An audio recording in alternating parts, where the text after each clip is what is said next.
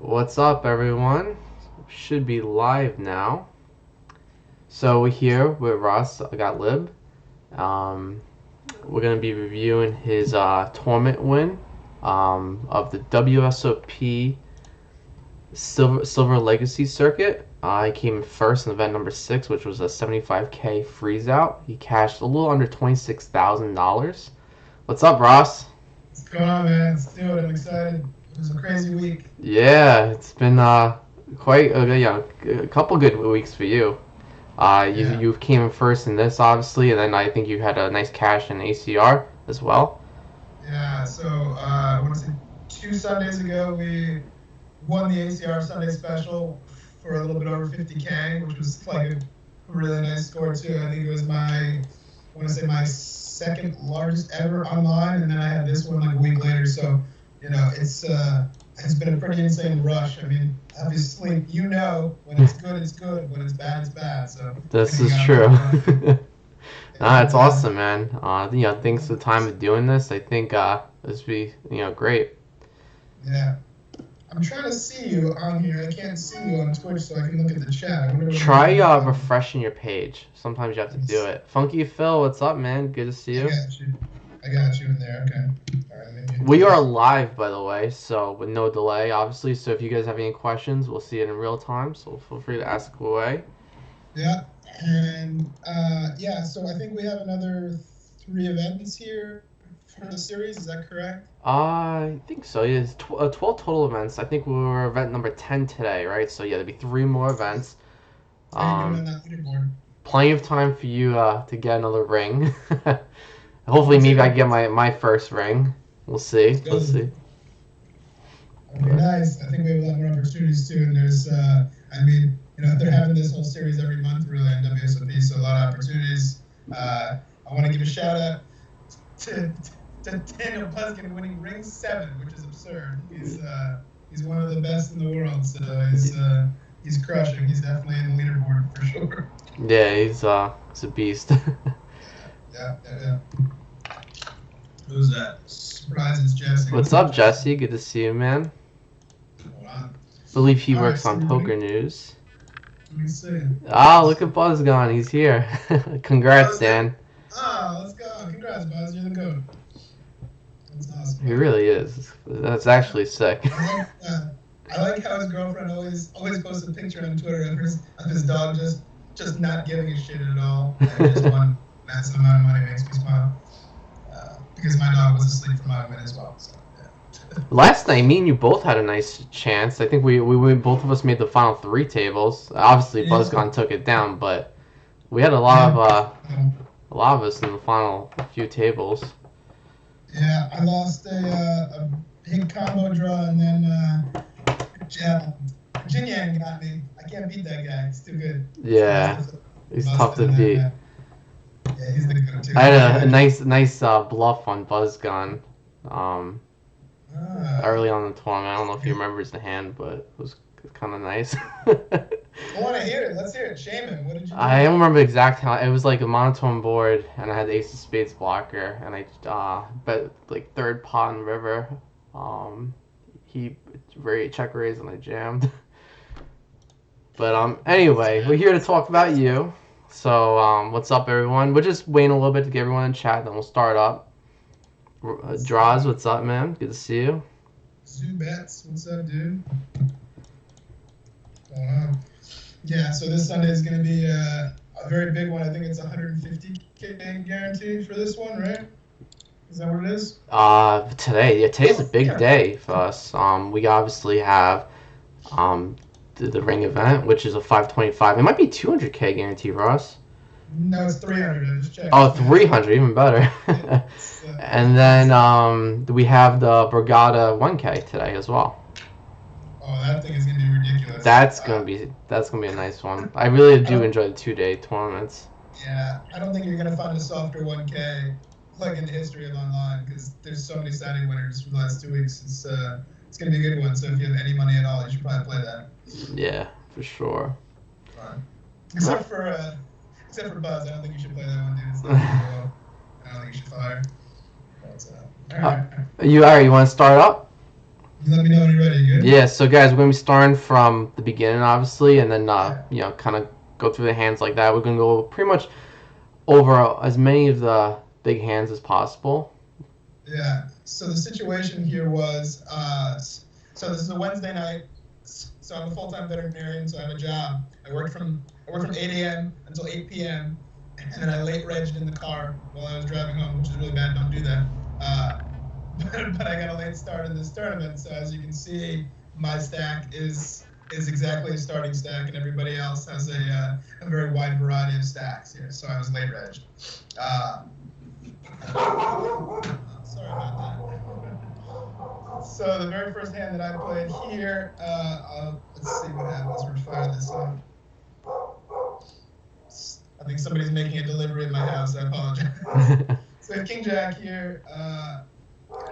We have an open here from Gags. I didn't really think it was good to do anything else except hit the call button. You're never going to 3-bet this hand, right? And I don't think you can fold this hand. Nah, 30 big blinds deep, 33 big blinds deep. I actually, well, his effective stack's less than that, actually. So, yeah, Right. I think calling's fine. Yeah, I didn't agree. think there was options for that one. We have a call from the small blind, which is a very small stack. And it just so happens that this hand plays out really nicely.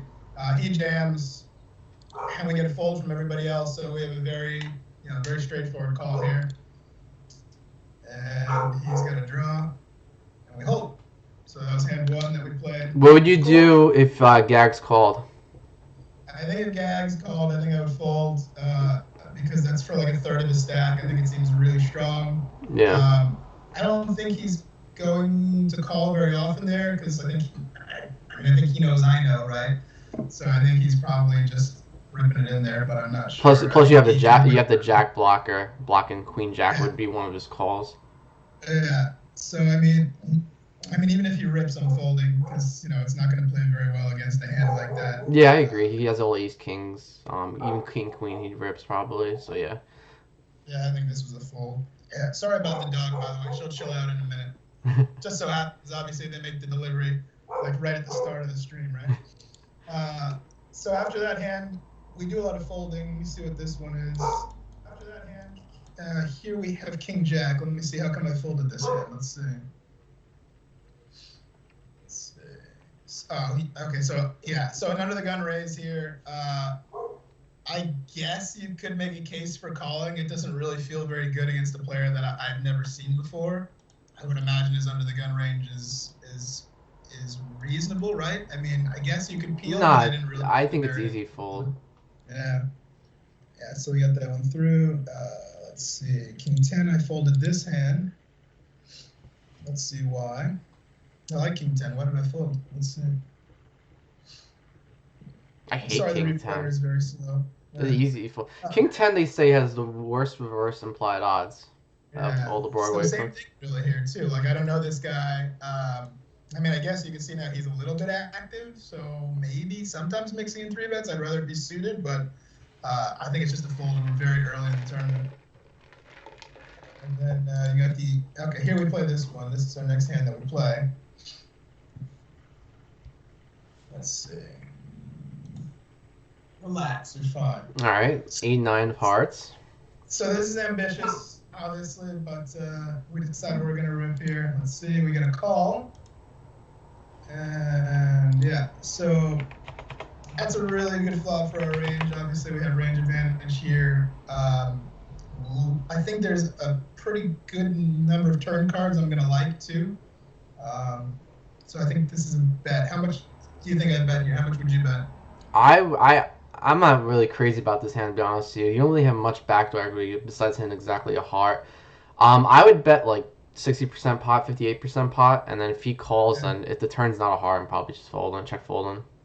And then shut down. Yeah, I think that was probably. I think that was my thought process too. Although I don't know exactly what it was on Wednesday. Maybe I'm not in the same the same wavelength I was. Let's see. Yeah, so I bet 1/3 here. Which I mean, if I had Ace King, if I had Ace Queen, I would probably also bet that. So only reason I don't like the small bet is because he's still gonna start peeling with all his pocket pairs now, and even hands like king queen, queen jack suited, hands like that. I feel like if you bet a little bigger, you probably fold lose. Yeah, he's gonna. Yeah, I think he's gonna feel those hands too. You're right. Yeah, I mean, yeah, I guess if the turn is a heart, if the turn is a 10, if the turn is a jack, those are all the cards that I would like to barrel. I don't think any other ones are going to be very good. So, in hindsight, I think I would probably like a. I think I would like a larger bet as well. I think you're probably right. But, all right, so he folds. That's really cool. Yeah, that's awesome.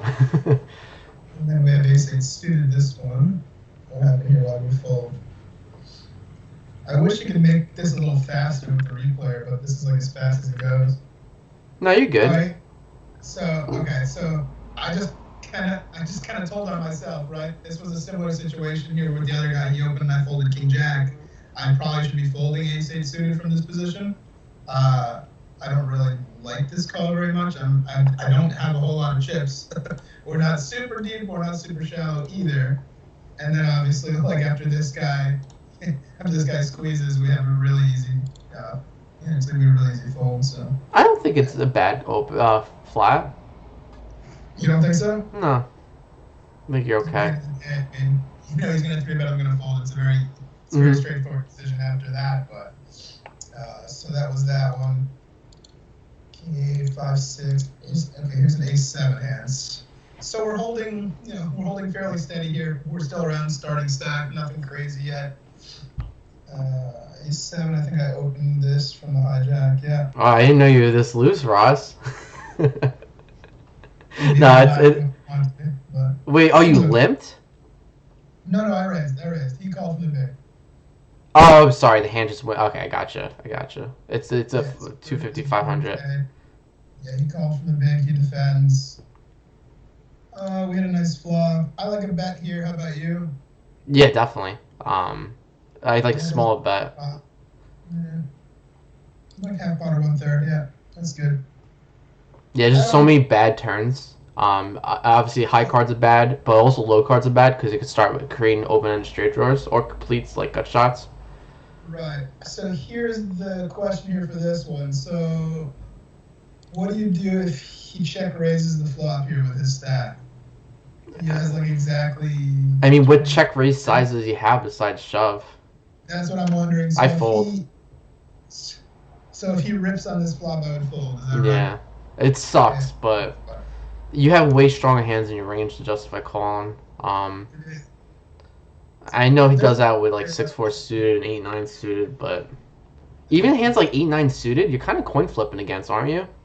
Doesn't feel good, yeah. Because he can hit his open ender, also he can hit 8-8, 8-9. Yeah. And obviously you can have a 10 just as you crushed. Yeah, it doesn't feel good if he rips. I think you just have to let it go. But yeah, but it was nice. He didn't do that. Get with that result. Yeah. This one I folded the queen 10. Let's see. Why did we fold queen 10? That's why. And then that's why. So yeah. So there's a raise and there's a min 3-bet here. So so like immediately this guy is not really very good because it's never good to min 3-bet in a spot like this. It's never.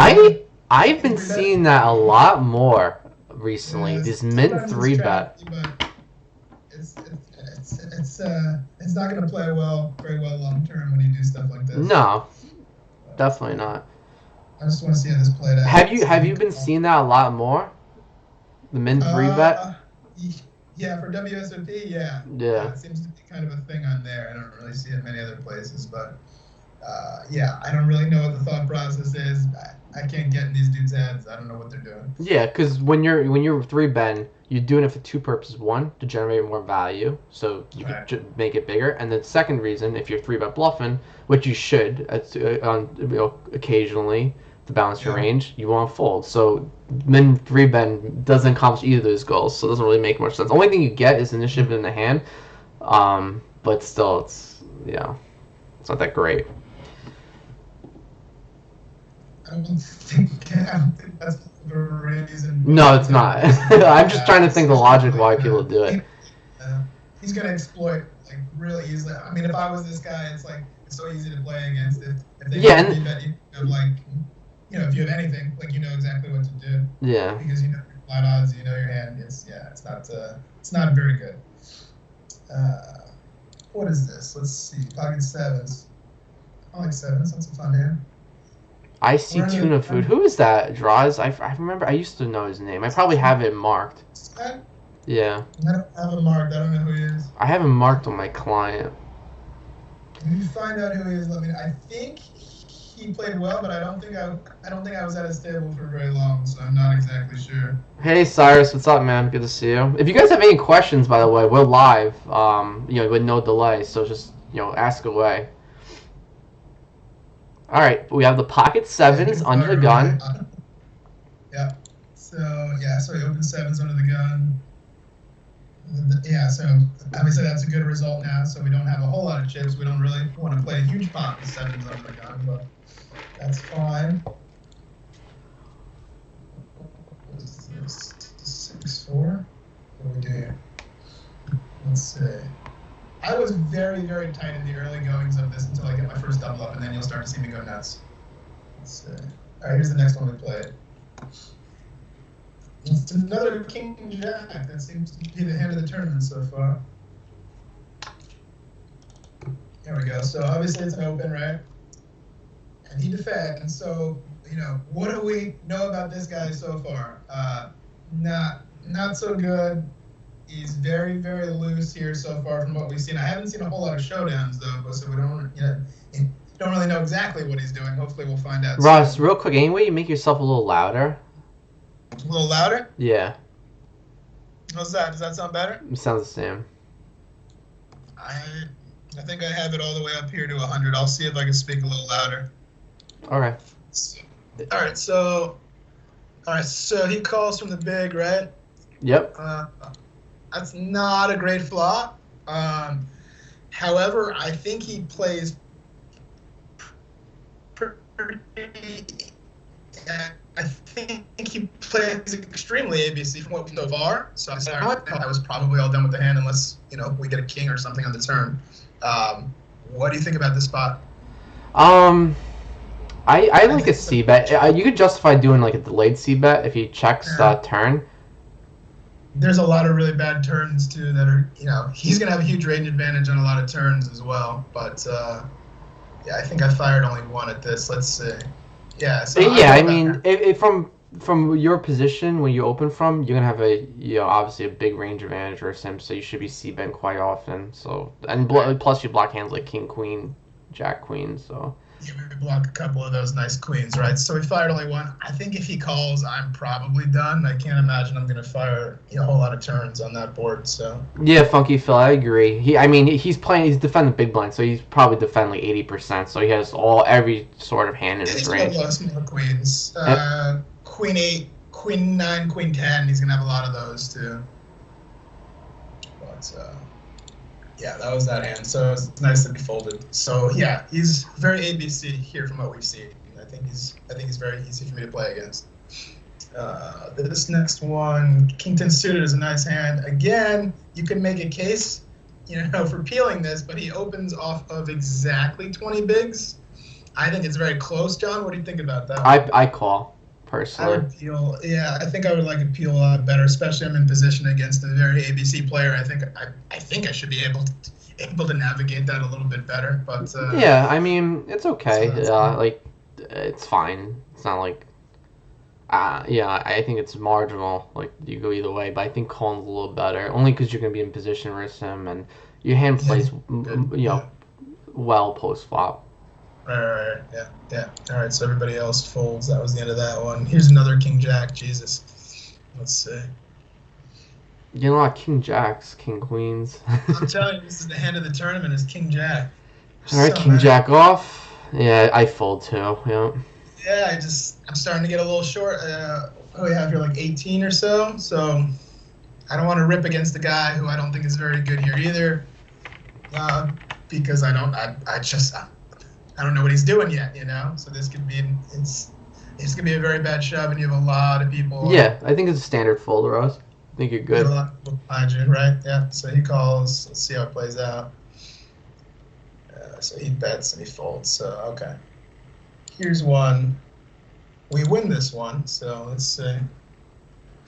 Nice spoilers. Yeah. Sorry. I'll try to avoid in the future. You're good. Yeah. Ace queen. So we have an open from mid. I think we have only one decision here. Yes, yep, absolutely. We have less than 20 bigs now, right? Yeah, So so out of position. There's not really anything else you can do except rip it in there. it sucks if you 3-bet shove it into a undergun +2 open, but ace queen off, you're doing it, baby. I think it's gonna do okay long term. Yeah. Yeah, it's definitely fine. You just you're not doesn't you're feel not thrilled about it, but it's easy. Yeah. No. All right. So what happens here? This was an interesting one. So okay. So I don't know this guy. I don't know if you know of him. I was really surprised at this line that he took. You can tell me what you think after you see This the is a hand. tough decision. Yeah. I think you're on the border of 3-bet shoving a flat in with 20 bigs. I think you can flat. I don't really love it. I think Nah. ace is way too comfortable. So I was planning a shove either way, and then you get a flat from Steve. Oh, here, now it's which easy, makes yeah. Yeah, which makes it even easier of a decision. He seems to be, very straightforward as well. And I don't know who this guy is here who's opening. I guess it doesn't really matter. My hand is too good. So I think you just have to rip it in here for 20, right? Yeah. You just getting the right implied odds to call to justify flopping a set, but with 20 big blinds, that's not really the ideal strategy. No, look what's in the middle already. So you have almost like 5,000 in the middle, which is. This is close though. Like, let's not like make it seem easy. Like, if you had pocket sixes, I would fold personally. I think it's a fold. Yeah. So then, like, I don't know if the cutoff would be maybe pocket sevens for something like this. This is a tougher spot too. Now that Sevens you're is tough. looking at it, I yeah. think eights you get into the call. Obviously, nines plus is starting to get easy to 3-bet shove. Yeah. So. And plus, you said Poker Steve plays ABC, so it just makes a squeeze, shove so much easier. If he was a little tricky, who could flat hands like aces and kings and hands like ace king, then it gets much tougher. But since he plays ABC, like you said, I think you have definitely a squeeze here. So I'm assuming that's what you do. Yeah. Yeah, I believe I do as well. He has a lot of really large stacks as well, like right behind him too. So I don't think I don't think it's okay to flat aces or kings there, because you're gonna get a lot of flats as well right behind him. If there was a lot of other like real small stacks, I think it's fine. I don't think he has a lot of aces and kings in a spot like this, just because the stack size. Definitely, yeah, and especially like I said, especially since this guy plays ABC. About that, yeah, he's probably not even considering that, but yeah, you never know. So I think we rip it, and this guy makes a very questionable call. He has queen jack suited, which not going to be very good against this range that I'm squeeze jamming. The eights is like the bottom of your range. Yeah, so he shut me down, and I was a little bit sick. I was like, "What are you doing, dude?" I definitely don't like his call at all. But it sucks. You're like, fuck. Now I'm flipping. Well, I mean, here's the theme of the day, John. You have to win your flips. This is true. To win poker tournaments, you must win flips. Oh, that's a bad flop. Oh, yeah. Okay, what a sweat. Yeah. So that flop. Obviously the jack is nice, but that flop is scary as hell. Ready to hit the rebound. I figured I was rebounding for sure. I was okay with it, but his call is not good. It's just not a good call.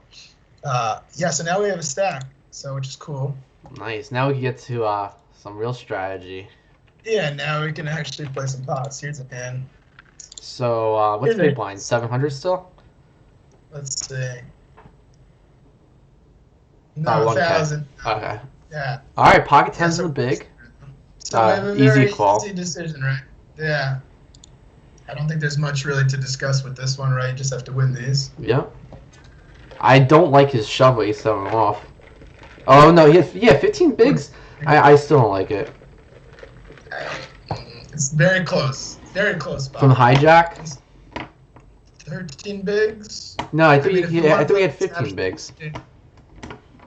He's got only 13 bigs here. Oh. I think it's okay. I mean, it's nice when I have 10s. I think it's okay. I don't think there's anything horrible about that. I think it's a little bit loose, but I guess it's okay. It's definitely a little bit loose, but it's very close. All right, what else we got? This is a hand ace 10 offsuit here. Okay. This is it. Yeah. So, yeah, I don't really like this min raise under the gun off of 27. I think that's a pretty strong range, or at least it is actually supposed to be a pretty strong range. And then you get a flat on the button from an 18 big blind stack. So, which, you know, that also feels very strong to me. I don't think ace 10 is going to play well against either range, let alone them both. What do you think? Easy fold. Yeah, I agreed. Also, I don't know what the 18 big blind guy is doing. I think he's a weakish reg too, so I don't know that he's aware. Your range is just crushed, to be honest with you. Plus it's such a tough hand to play post flop out of position. You flop ace, you're not thrilled about it. You flop top pair, top kicker. It's nice, but you're not thrilled about it, right? I don't want to flat here. Yeah. I mean, I don't think you can ever squeeze here. No. I think that's kind of the question. Yeah, I think it's just a fold. Yeah. I know it's tempting because you're getting great odds, but it's just not a good spot. Because you know the big blind, if you flat, big blind's going to flat easily. So you got to go 4 ways out of position versus every player in the pot. Not the best. And then if you want to be results oriented too, this is the flop. So obviously. Yeah, I'm not even results. You can't look at that, you know. It's not just an ace. You literally flopped the 9. And knowing your luck, you know, prior to this tournament, you would have got all in versus ace king and then turned king. This is like a king, right? Yeah. So this is really strong. You see that he bet flop and then he check raised on turn, so he has like ace king, you know, like every time. So. Yeah. So good fold. Yeah, I think so. So now we have 39K here. We're sitting real nice here. We have lots of I agree, Cyrus. We have a lot, so we can start to be a little more aggressive here. We open king 8. I don't know who these guys are in the blinds, and that's probably why I opened. I know Halper is very good. He's also very tight, so I didn't think I was going to get 3-bet a whole lot. So yeah, he defends. It's a nice flop. How do you like this flop? Probably a check back, I think. How about you? What do you do definitely. Here? Yeah, I check. Yeah, there's a lot of turns that are not so good. I mean, you could make a case for betting this because he's got a lot of equity that I would like. The problem is if he has like an open-end straight draw or he has a spade draw, he's not folding anyway.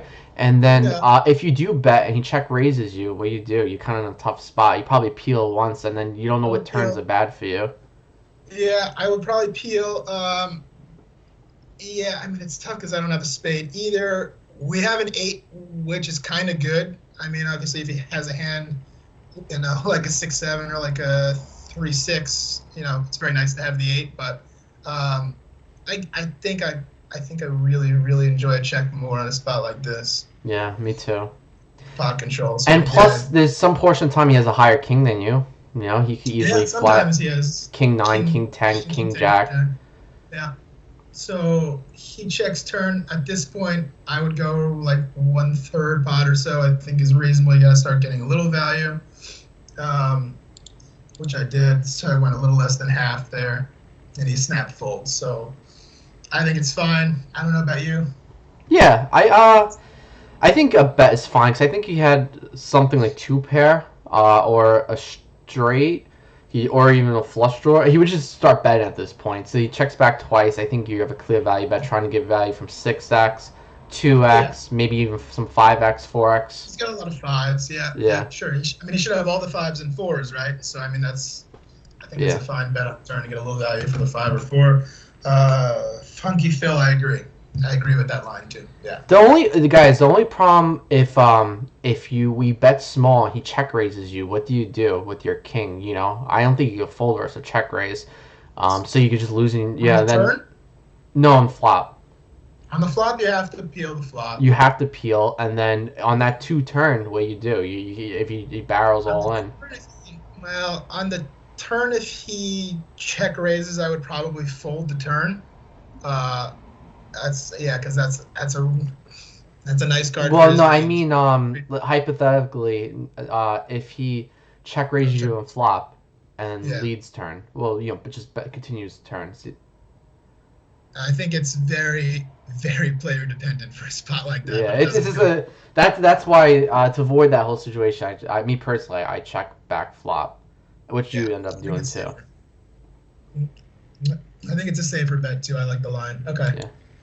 Yeah. Here, yeah. So we have a lot still. Look, we have 42,000. That's so many. And plus, checking with a weak king balances your range nicely, right? Yeah. I would have with a 5 as well. So, queens here. Yes, we open, of course, right? Yep. Let's see. And all right, we're gonna defend. Okay. Pretty nice flop. I think you have to bet this flop. Sometimes I check, maybe like 25-30% of the time. I like to bet a lot more though. How about you? Yeah, definitely like C-Ben, for sure. I would go probably 60% pot here. I think I'd go a little bit larger. Let's see what I did. Yeah.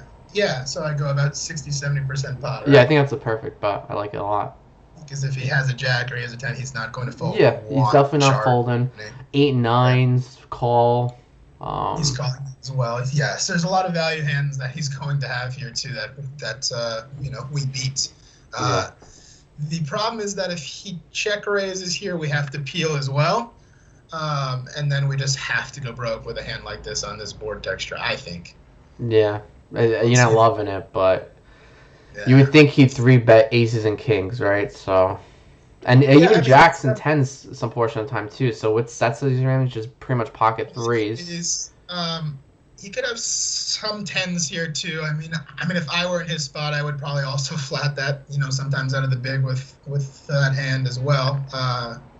He could have the jack tens. If he has tens though, you think if you're his spot with pocket tens, do you check raise or just flat?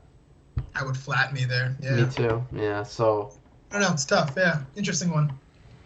Yeah. I think you have to go broke on a board like this. Here I think so too. Yeah. I think so. So he just folds, makes it easy on me. That's nice. And then 3 hands later, we're on the button, and you're never supposed to have a hand on the button. This was very lucky. Look at this. Oh my. Okay. Yeah. So this is interesting, right? So this guy has 25 bigs, 26 bigs, right? From under the gun, and has been pretty tight. So this is not a spot I'm like in love with, but I mean, you have ace king suited. What are you gonna do? You have to try and get it in. So I made it 7,800, I think. How do you like that? So for me, this spot's player dependent. Most of the time I'm 3-betting, but since you say he's tight, I actually don't hate just a call and play your position because you're suited. It's just so easy to play. You have already disguised, premium hand. I think flat is good now that I'm looking at it. Yeah. If it was a loose player, I like 3-bet for sure. Yeah. But it's obviously good to 3-bet too. I think you could go either way. I'm just trying to make an argument for both cases. I like your 3-bet sizing, by the way. I think that's good. He said, how tight was he? He was kind of tight. It's a very small sample size, Cyrus, so I can't really say for sure, but he was not terribly active at our table. I think it's also because he didn't have a whole lot of chips, so it's very hard to say like how tight someone is, from a very small sample size of having them at your table for a half hour. So, so we 3-bet, and he calls, which sucked. This was a very interesting hand. So this flop is terrible. Okay, this is a terrible flop. If he has, 5, 6, 7s, 8s, 9s, 10s, jacks, queens, kings, aces, he feels very comfortable with this flop. Very comfortable. And he left himself a very, very awkward stack to pot size ratio. Am I correct? Very awkward. John, what do you think? I like checking. I decided to check back here with the idea that I probably was never going to win this hand, especially. Well, you still beat hands like ace king. Yeah. I mean, sorry, ace queen. I meant to say ace queen. But Maybe that's he pretty has much it. king. Maybe some ace 10 suited. Yeah. But either way, anything that beats you right now, he's not folding. Yeah. So I mean, the only hands he can maybe check full that beat me are like Tens and nines. 5s and 6s maybe. I don't even think he has 5s or 6s. Do you think he calls a 3-bet out of position with 5s and 6s? I think that's pretty bad. I don't think a reasonable player would know, but I mean, you have to remember that you're playing a ring event, so you never know what you're gonna get. Yeah. Either way, do you check? I think checking's I think best. I check, yeah. So I check back. So the turn is a 7. So now if he has a hand like 5s or 6s, he's going to be a little more comfortable with his hand.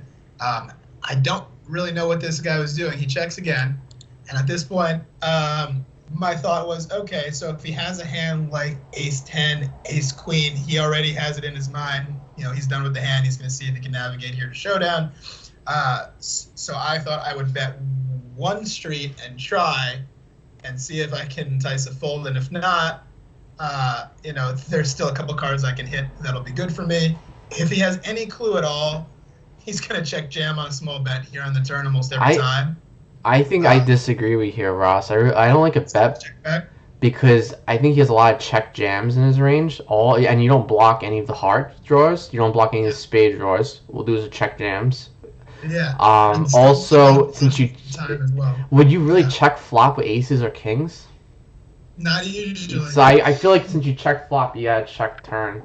Only hand you really have in your range right now is pocket jacks, because pocket jacks you can check flop. Yeah, jacks. I actually, yeah. So in the moment, that's what I was thinking as well. So I also check turn.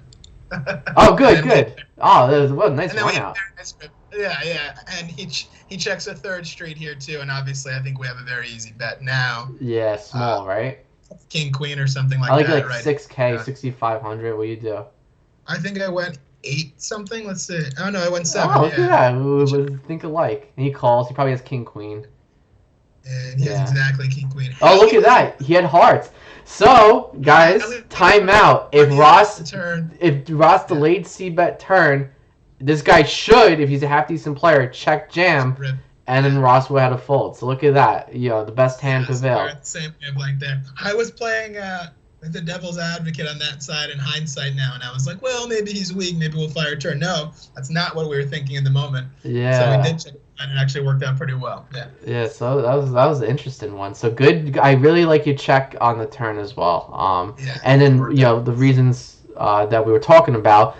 If he has spade drawer or heart drawer, if he's a half decent player, he would be check jamming those, and I think he would. He should at least. So that worked out nice. So good check, and then good value bet on the river. That's awesome. Perfect size, and I really like how you play this hand.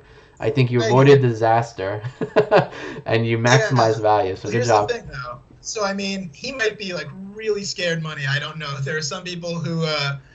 Who satellite into these, I don't really know. So, I mean, on the off chance that I fire a small bet on the turn and he calls, then we get a full 2 streets of value too, which is pretty insane. I don't like that. I don't know, man. You're really counting on people being terrible. With a hand like this, it'd be insane for him to check call turn, but, some people would, especially if they're scared money. But I really like the way you played this hand, so that was great. Can we jam river to polarize range? What are we polarizing here, Phil? And we trying to... I think Ross's hand looks so much like Ace King when he checks flop, check turn. So when if Ross shoves river, I think it just looks so obvious he has Ace King, and he should be folding King Queen to a jam. But to a third size pot bet, he's got to call because he's at the top of his range. So that's why I don't like jamming. Yeah. I mean, his range as well. I mean, when he checks all 3 streets, he could have literally nothing here. I mean, he could have, I don't know, he could have a 2. So, I mean, he's always folding here if we go bigger, right? I mean, he should have a 2, but... Oh, yeah, that's right. He opened pre and then called it. Yeah, he opened the EP, 3-bet. Yeah. I don't know what we're polarizing on that board because I don't ever have a flush there, ever. I don't ever have anything, really strong. I guess sometimes you have pocket jacks, sometimes you have pocket 7s, but I don't think you need to polarize on a spot like that. I think you play this hand good, man. Yeah, I think it worked out nice, but yeah. Nice pot. For sure. Yeah, that was huge. I was really happy I was really happy to win that hand because originally it was not looking too good. So, and then yeah, we're up to 58,000, which is a lot. Let's see. What is this one? King Queen here. Yeah, we have an easy open into a very short stack here inside the big blind. So it's I think it's a raised call in this spot, although it is close. I don't know, John. What do you think? I think it's a raised call. You want to run the math for fun? Yeah, let's see it because I think it's very close, especially after we just saw how he played that other king queen. I would be afraid if he ripped. All right, if he rips, we put him on all pocket pairs. Yeah, all pairs: ace king, ace queen, ace jack, ace 10, king queen, king jack. Right? I think that's a reasonable range. You watching Twitch? Do you agree with this range? Probably some ace eights. Same. Maybe like that. Nah, he probably peels these. I don't think he rips those. I agree with that range. Yeah. And then you're opening with king queen off. Yeah. So you have to have 40% to justify calling, right? And then I think you do. If he jams, you're calling another 10K to win a pot of like 15. No, you're calling 10, 20. Yeah, so you're getting like 2-to-1 odds. You have to win like 33% of the time, which you as we see here, you're winning 40% of the time, so it's a plus EV call. Right? Yeah, I don't think it's an issue now that you show the numbers. I think it's more reasonable. Yeah, okay. And obviously, we know Halper is very good, but he's also very, very tight. So I felt really good about this open. I think it's a great spot. He folds and fold and fold, so that's nice. Yeah. Nice. Okay. After that hand, we fold for an orbit, and then we get this. Cyrus has a good point. Cyrus says, if he shoves, I fold. He played that king-queen suited hand pretty passive. That's a good point. Yeah, no, I think it's reasonable to fold there, too. I mean, if he were anybody else at the table, I think let's a snap real ball. quick, let's tighten up his range a little bit. Yeah, go see what it looks like. Let all these suited cards, even maybe tying it up like that to 3-bet jams. Maybe we'll give her some of these lower pocket pairs. I can't see your range, John. You guys gotta go on Twitch.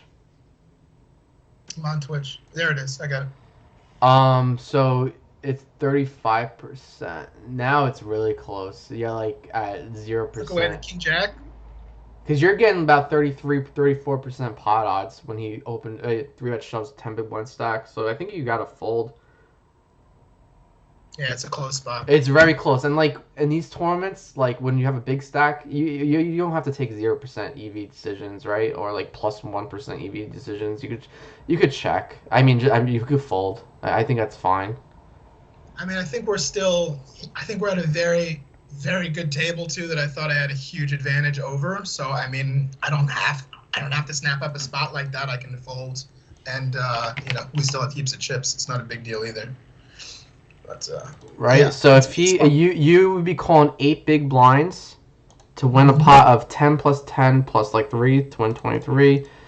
You need 34% equity to justify calling, and then as you guys can see, we have 35% against a tight jamming range. So you're actually at negative 1% roughly to justify calling there. Yeah. All right. So that's a nice little. It's always fun to throw some math in there, right? It's nice that he folded, so we didn't even have to worry about it. Yeah, but no, I like Cyrus's point. That's a good point. If he has a tighter jamming range, we have to fold king queen. If he has a normal diamond range or a loose jamming range, then it's a call. So that's a good talking point. It's good, Cyrus. Good job. Yeah. So then a couple hands later, we get this wonderful, wonderful gift. You'll see this. And hello. And yes. So the under the gun player, he rips for, what was that, 5 bigs or 6 bigs, right? And then we get a rejam for 27K, which is so nice. And all you have to do, folks, is just hit your call button and go for the best. We can't get as low lucky as you, Ross. No, let's get the sweat. Let's get the sweat. Ready? Oh, no. Wait. Oh, God. Okay, so what are we fading here? We're fading an ace, a 10. You have right? ace. You're not fading ace. Oh, no, you're right. You're fading a 10. You're fading a chop for 9. You're fine. And we You think stop being a instead- drama queen. You're just so used to losing the spots. Yeah, I'm so used to like an all diamond flop, just coming right out there. So yeah, so now we're up to 100K, which is heaps at this stage of the tournament, which is really nice. After that, we get moved. We have a new table. I think you know this guy, right? Yeah, one of my good And friends. he's very good. Jade Check is also, I believe he's a Nevada reg. If I remember is. right. He's a good, very good Nevada reg. Yep. He can be very aggressive too. Yeah, he's tough to play against. Let's see. What is this? Queen 10. What did I do here? Yeah, so we have an easy fold, right? He opens under the gun. It's not even close. It's a fold. Then. Skip. Sorry. You gotta resort it by. Oh, you did. Okay, good. Sorry. Hang on. Where are we here? You had like 90 something K. Just keep going hand by hand until you get to 90 something. Oh, Penny just got your tables. Keep going until you see Penny. Oh, I got it. Yeah. So Okay. This is King 10. Yeah, we played this hand next. Let's see. Yeah. Sorry about that. No problem. We fixed it. If that's your biggest problem today, Ross, we're in good shape. Yeah. So, yeah, this is an ambitious open, right? With King 5 suited. We have a lot of chips. Are we, now an interesting question is, are we close to the bubble? Any way you know that? We are still, I would say, about 20, 30 people off the bubble. If I remember so you're getting close to the money, right? I don't mind this open. I think it's definitely loose. I think we both agree it's a very loose open. But with your chip stack, especially if you're approaching the bubble, I'm cool with opening this. I don't have a lot of like really hard decisions here. So if he rips all in, yeah. Oh, if he rips, you got to call, I think, right? Yeah. So if he rips, I call. Yeah. Because he has. Let's see how many bigs does he have? 8. Yeah, I think it's a call. That's annoying spot. Else. Yeah, I mean, we're gonna hope it doesn't happen, but I'm okay to risk it for that one guy. Yeah. Well, he defends the big. Perfect spot. What do you like here? I like C-Bam. Why? Because you're open from early position, you have a polarized advantage. There's many. What? Not a good flop for my range, though. No, right? I It's a know. really good range. But I mean, if he has a 7, only hands he really check raises are flush draws, and 6x, right? If he has a mage straight already, I doubt he check raises. I think even some. I think all his single pairs just calls as well. Like 10-7, for example, I think just calls. I really don't like checking because it's so many bad turns for your range. Right. And then I think if he check raises, it's not ideal, but you could fold, But the main point is you're raising from early position or middle position. If you were raising cutoff a button, I like checking. But when you have a stronger range from raising from earlier position, I think it's fine. I think I would feel way differently if this were somebody who I knew. Okay, so I don't know this guy at all. So if we substitute him here for Jade Shack, or if we substitute him here for Penny, I would be way more concerned that I was about to be check raised, right? Because those guys are very competent. They're aware of all the range advantages here at play. I don't really know who this guy is, so I'm going to probably try to win this on the flop a lot of the time. I don't remember what I did in the moment, so let's see. I personally see bet. Check bet. All right, you check. Yeah, I check back, and we happen to hit a very safe turn card, which is cool. If the turn was like an ace or something, we have an easy fire again.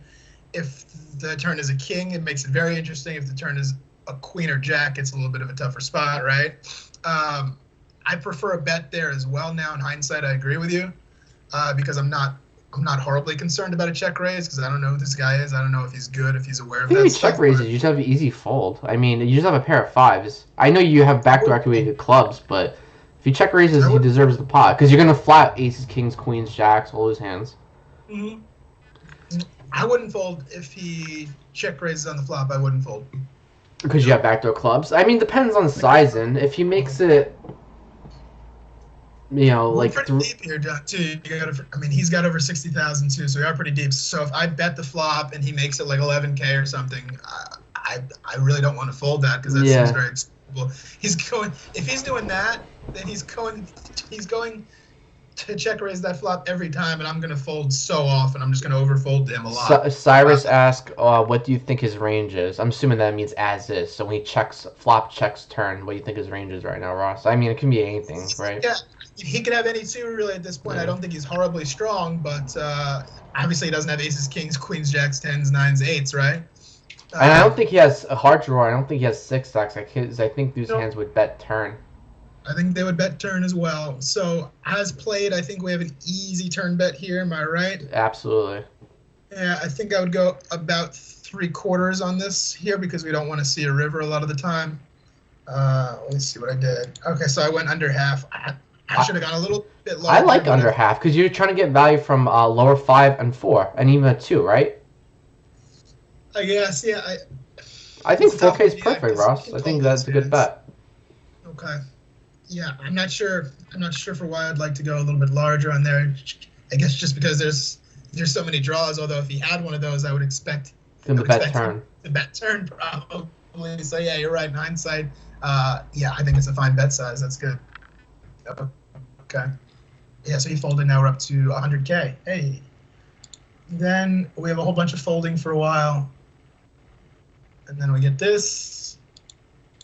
Let's see. Oh, there's Alex back again. Hi, Alex. Let's see. And the worst spot for you to get aces, right? How unlucky am I? That I get aces here. Hey, you get aces. Don't complain. I know, I'm just kidding. That sucks. I think the worst is when you have aces in the big blind and get a walk. That does happen. This was 3 hands later here. What is this one? Tagubha agrees with the 1/3 C bet, the king 5 suited on the flop. Is that Tagubha? Oh, that's my guy. That's your guy? Nice. So he doesn't like he thinks you should raise, Ross. Check raise is fairly small if you bet big on the flop and check raise it. Yeah, that's fair. I think that's a good point. Yeah. I think that's a reasonable line too. Yeah, I think that's fine. All right, we have the ace queen in the small blind. The ace queen small blind. We're sitting on about 38 bigs or so right here, which is a nice stack. Let's see. All right, so we get a shove from Alex. He's very, very competent. He knows his ranges. He knows his push fold stuff, right? So we have a very easy reshove here. Easy reshove, yep. This guy, he also has a short stack, so we have a very easy reshove, and we have to win. And we hold it. Sweet.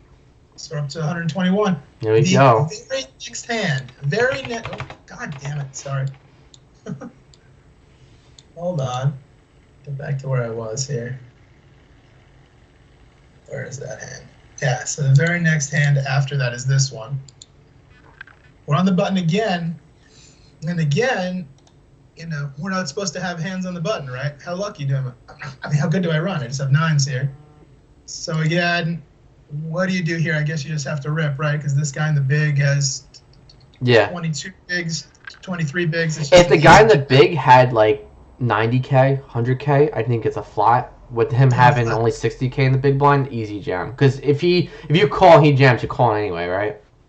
So I'd rather just jam, which I'm sure you did. Yeah, so just rip it over the top.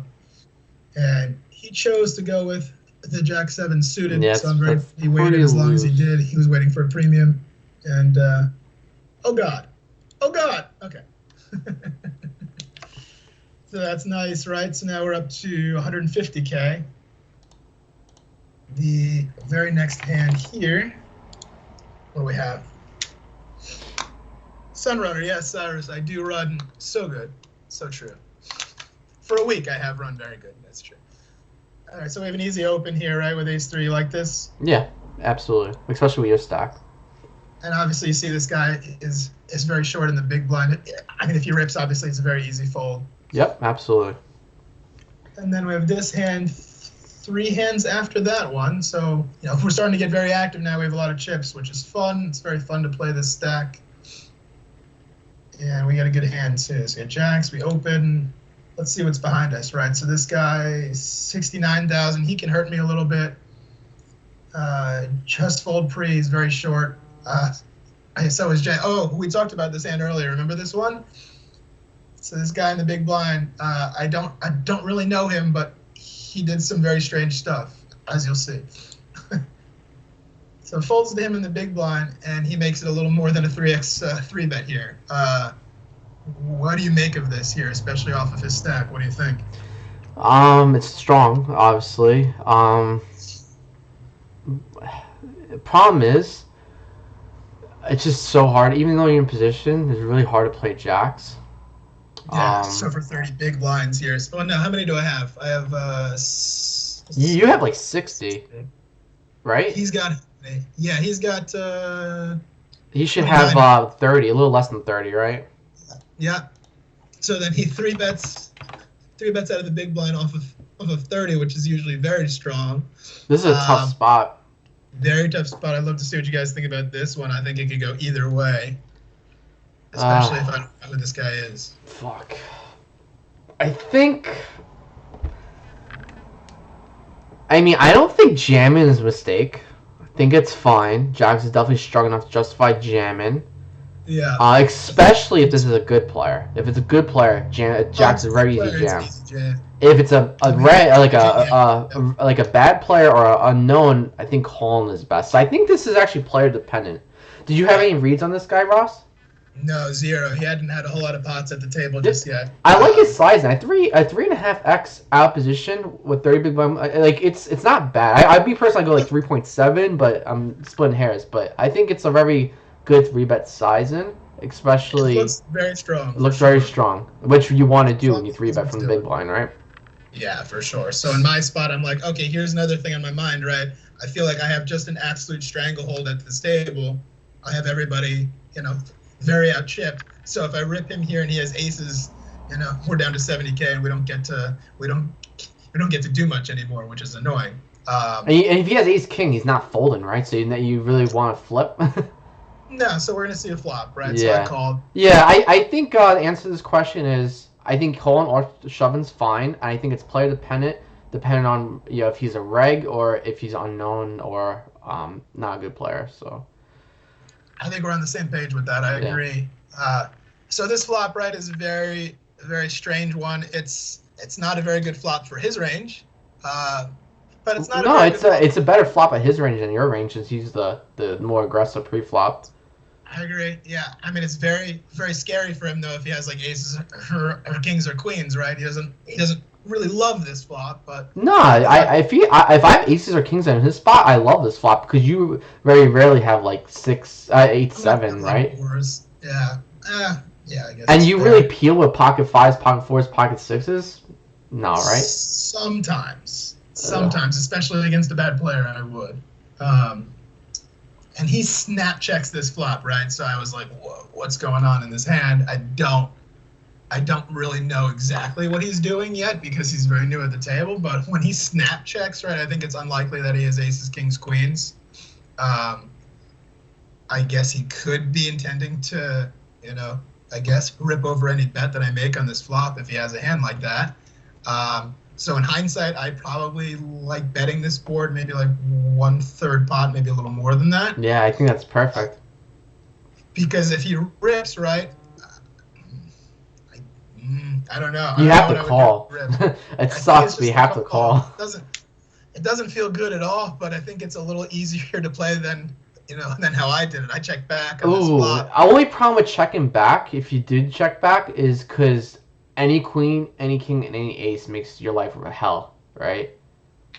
And any spade, because you might check jam some spade drawers. That's what I would do. If I have like ace, king of spades, check jam it seems pretty sweet, right? Yeah, absolutely. I agree. I didn't really know what he was doing yet, and I didn't really want to play for all the chips on that flop. Yeah, I know. It's tough because you have such a nice stack. Hey, this is going to be a tough hand anyway with jacks, right? Yeah. So, yeah, I'd like to see what everybody thinks of this one. Yeah, what do you guys think? All right, so Cyrus likes betting. Anyone else watching chat, let us know what you think. Remember, we're live, so just feel free to type. Me personally, I like C-Ben. I think Cyrus is right on with 15K. I think I'd make it right about 15K too.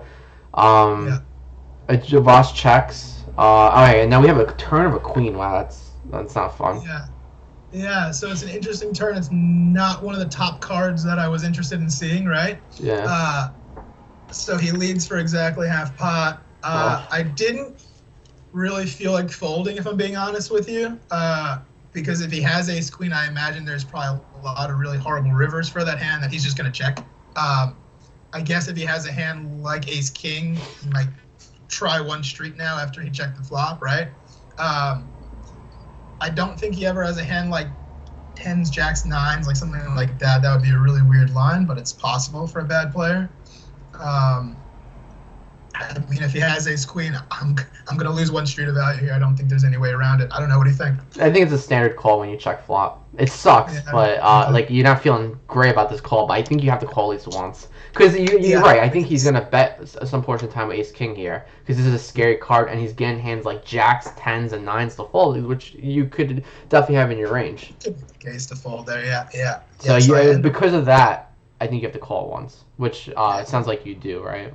I ended up calling this, So river is the 10, which is not a great card, too, because sometimes he has pocket 10s and now we lose, but he snap checks the river. Easy check, Yeah, I don't really know how to get value from anything that I beat, right? Yeah, so I just easy check. And he has ace king. Nice. Oh, that was a sweat, but it worked out. Yeah. Awesome. So here's the cool part about this tournament, like, so you've seen a couple hands, right, where somebody who's really good there, they could have made me miserable. I just so happen to have these hard spots against these players who are very passive, right? That's why you make a good case, because if you reverse in like a reg or someone really good, that's why you would jam jacks, right? Because they have some bluffs in their range, like ace five suited. Some people 3-bet with a big blind because they're going to be balanced, right? They're going to have hands like ace king, but also going to have hands, some portion of bluffs like king queen off. Right. I think they should be there for sure, but I don't think a player like him is aware of that. I don't want to be mean. I don't know if you're watching, but I mean, we're just being honest. We're not trying to like. Yeah, I'm not trying to hurt anybody's feelings, but I mean, if you have ace king, I think he had a great bet on the turn. I really like his. I mean, if I had ace king there though, I would. I don't know. That's a tough spot too. Right? But he's got a bet turn, which he did. So that was good. Yeah, I don't know about his river. I think he needs to think about it for a second there. Obviously, he has to be all in, right? If he wants me to fold there, he doesn't have any other sizing except all in. So it's a tough spot. It's a little scary for sure. I could easily have pocket queens. Obviously I have pocket jacks, so I could have. I could also have pocket queens, or I could also have pocket tens. There you also have ace queen. Thinking about that, right? Yeah, I could have ace queen as well. So I mean.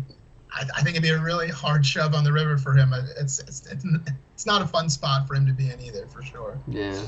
But, so that was an interesting. So that worked out. That was an interesting hand to talk about for sure. Yeah, I think we got very lucky there again. I mean, if that was a really good player, there's no chance I win that hand. So, yeah.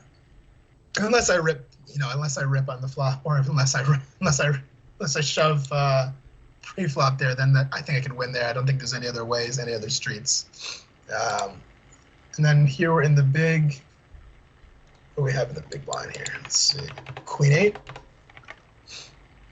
do we do here? We have heaps now. Yeah, we do have heaps, absolutely. So yeah, we get a walk from these two guys. Okay. Obviously, Mavs USC is a very good friend of ours. Jeff Platt, I think you guys know him. He's very good. Ninja Go, I believe I know as well, who's also very tight. I think she's a good player though as well. Then this is 3 hands after that one. We have King 8 of spades. I think it looks like. Let's see. Yeah, so now we can start abusing. Real quick, I just want to answer chat. If he went all in on river, are we calling? I would say definitely not. No shot. Yeah, not even. Yeah, I think it's a very easy fold. Yeah. But I mean, obviously, if he's got the balls there to shove that river with ace king, then he wins. More power to him. That's fine. Yeah, because we have all the ace queens, king queens, pocket tens justify calling there. So or 10 jacks, we have easy fold. I agree. I think it's an easy river fold. Yeah, I would have hated my life for sure, but I think it's a snap fold. Yeah. So here, obviously, we have such a stranglehold on our table. If you look at the stacks around us, I think we can start becoming very aggressive. Yeah, this is good. I like this open. Yeah, I think it's good. Everybody folds. That's sweet. A couple hands after that. Yeah, so obviously, we have a couple stacks here. I have around 100K, so they can hurt me. We have to be a little more careful, which is fine. I think we can still be fairly aggressive, though. Everybody folds around to me in the small blind. What do you do? He's got 6 big blinds. What do you do? Fold. Oops. I mean, you could jam very wide, but like I would jam like top 85% hands. Like this is like bottom 5% hands. I had seen this guy fold for like 3 hours, so I just thought he would fold. All right, I mean, if you want, that's fine. If you're being exploitative, that's fine. But I think it's a fold. He's got a massive hand for this situation, right? He's got king 3 off. That's huge. So all I need is 1-4, please. Here's one. Here's another. Very nice. GG. All right, easy so game. If I was that guy, I'd be so annoyed. But whatever. No, it's good. It's all good. This is what poker is all about. Hey, we've been on the receiving end of that plenty of times.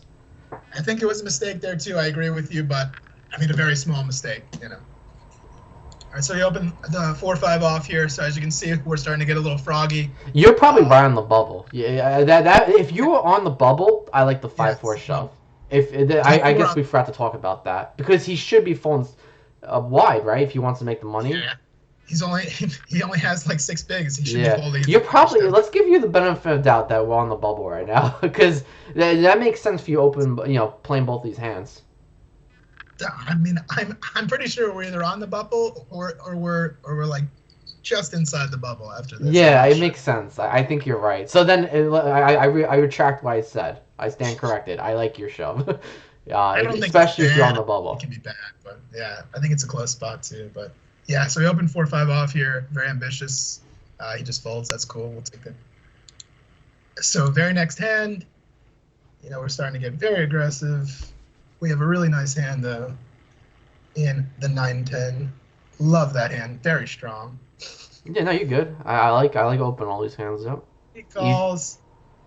We have a very easy C bet in my opinion. I think I went like 1/3 on this. Now, I actually like going bigger than that on these like 2 Broadway cards. Me personally, I go like 11K. Because my justification is if I have a hand like Ace Queen, Ace Jack. I'm hoping he has an ace or a king. If he doesn't have these hands, he's gonna fold to any bet, right? So if I just want to get max value. So to justify that with all my bluffs, I like betting big too. Just because you have such a range advantage here. What do you think? I think also because I have a huge range advantage, I don't think you need to go bigger with those hands because I'm gonna have a huge range here. Like as you can see, I'm opening here with 9-10 off and 4-5 off, right? So I think. If I'm opening, I would say like 60-70% of my hands here. I don't think you need to go bigger because I'm going to have a weak hand way more than I'm going to have a value hand here with this spot. That's a good point, yeah. I think I'm really wide here, and I think the whole table's aware that I'm abusing, but they can't really do anything about it. He's the only one who has a respectable stack who can hurt me, so I have to be a little more careful, and that's another reason I like to go a little smaller here. Okay, that's good points. Yep.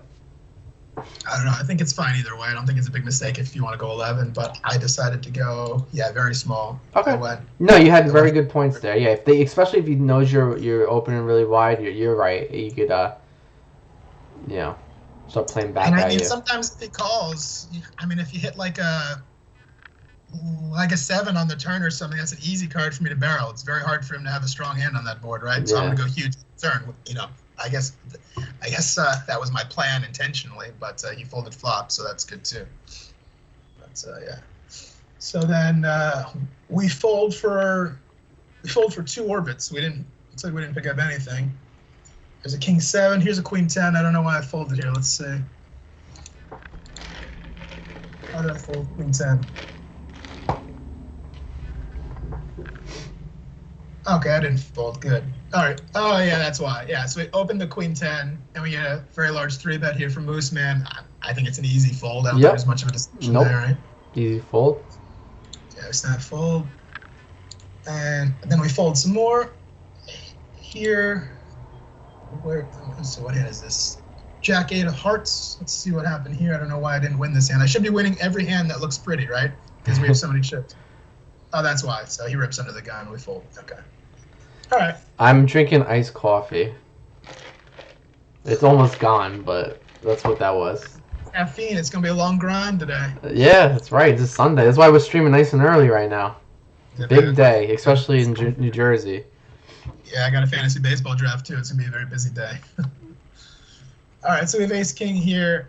We have an yeah. Okay. Yeah, what do you think about this spot? So he opens for 8K. He has exactly 21 bigs. What do you think, John? I think it's a standard 3-bet. I think you just have to 3-bet, right? I can't really... If you had suited ace king, I think you could justify flatten, but I don't know. I think ace king off, he's got 3. You have to have a 3-bet value range, right? And you're not 3-bet ace king off. I think you're being unbalanced. So I think. Here's the thing, though. Here, so for a spot like this, am I ever 3-bet bluffing this spot ever? with like 6 people behind me? What do you think? I guess if you have like ace 5 suited, sometimes you could do it, but it doesn't feel good. It's very hard to be balanced in a spot like this, I think. I think you just have to 3-bet for value. I mean, I agree with you. Yeah. Well, ace king suited, you justified flatten some portion of the time? Yeah, sometimes. I mean, if it's a really strong player, I will. Yeah. I mean, with these hands, that's why a lot of like good players use frequencies, right? Like you're gonna 3-bet the spot 50% of the time. You're gonna 3-bet the spot 25%. So that's how you become balanced in these naturally unbalanced spots. It's use frequencies. So ace king off. I'm sure if you go like the top tier players on the gun plus 1, they're gonna it's gonna be some frequency here. I don't know off the top of my head. You probably look up on PO Salver, but I'm sure it's not 100%. It's probably gonna be like I don't know 75%. 5%. Yeah, I think higher even, but yeah. But that's how you justify 3-bet or not 3-bet in these hands, but use of frequencies. Right. Yeah, that's fair. I don't think I can ever. I can never 3-bet a very weak hand in this spot, though. I don't think it's ever a bluff. I think it's always strong. But there's my 3-bet bluffs here would be like ace jack off, and maybe a hand like something with blockers, like king queen off, maybe some portion of time. I prefer like an ace 5 suited. Do you not 3-bet bluff here? I would say very rarely, unless it's a player who I know. Like if this is like a Jin Yang or something, or if this is like a really solid player, like your 3-bet here looks really strong. Yeah. So if you wanted a 3-bet here as a bluff, I think you can sometimes. Yeah. I don't know this guy though, so again, I don't care about me being balanced in a spot like this. It's not worth overthinking.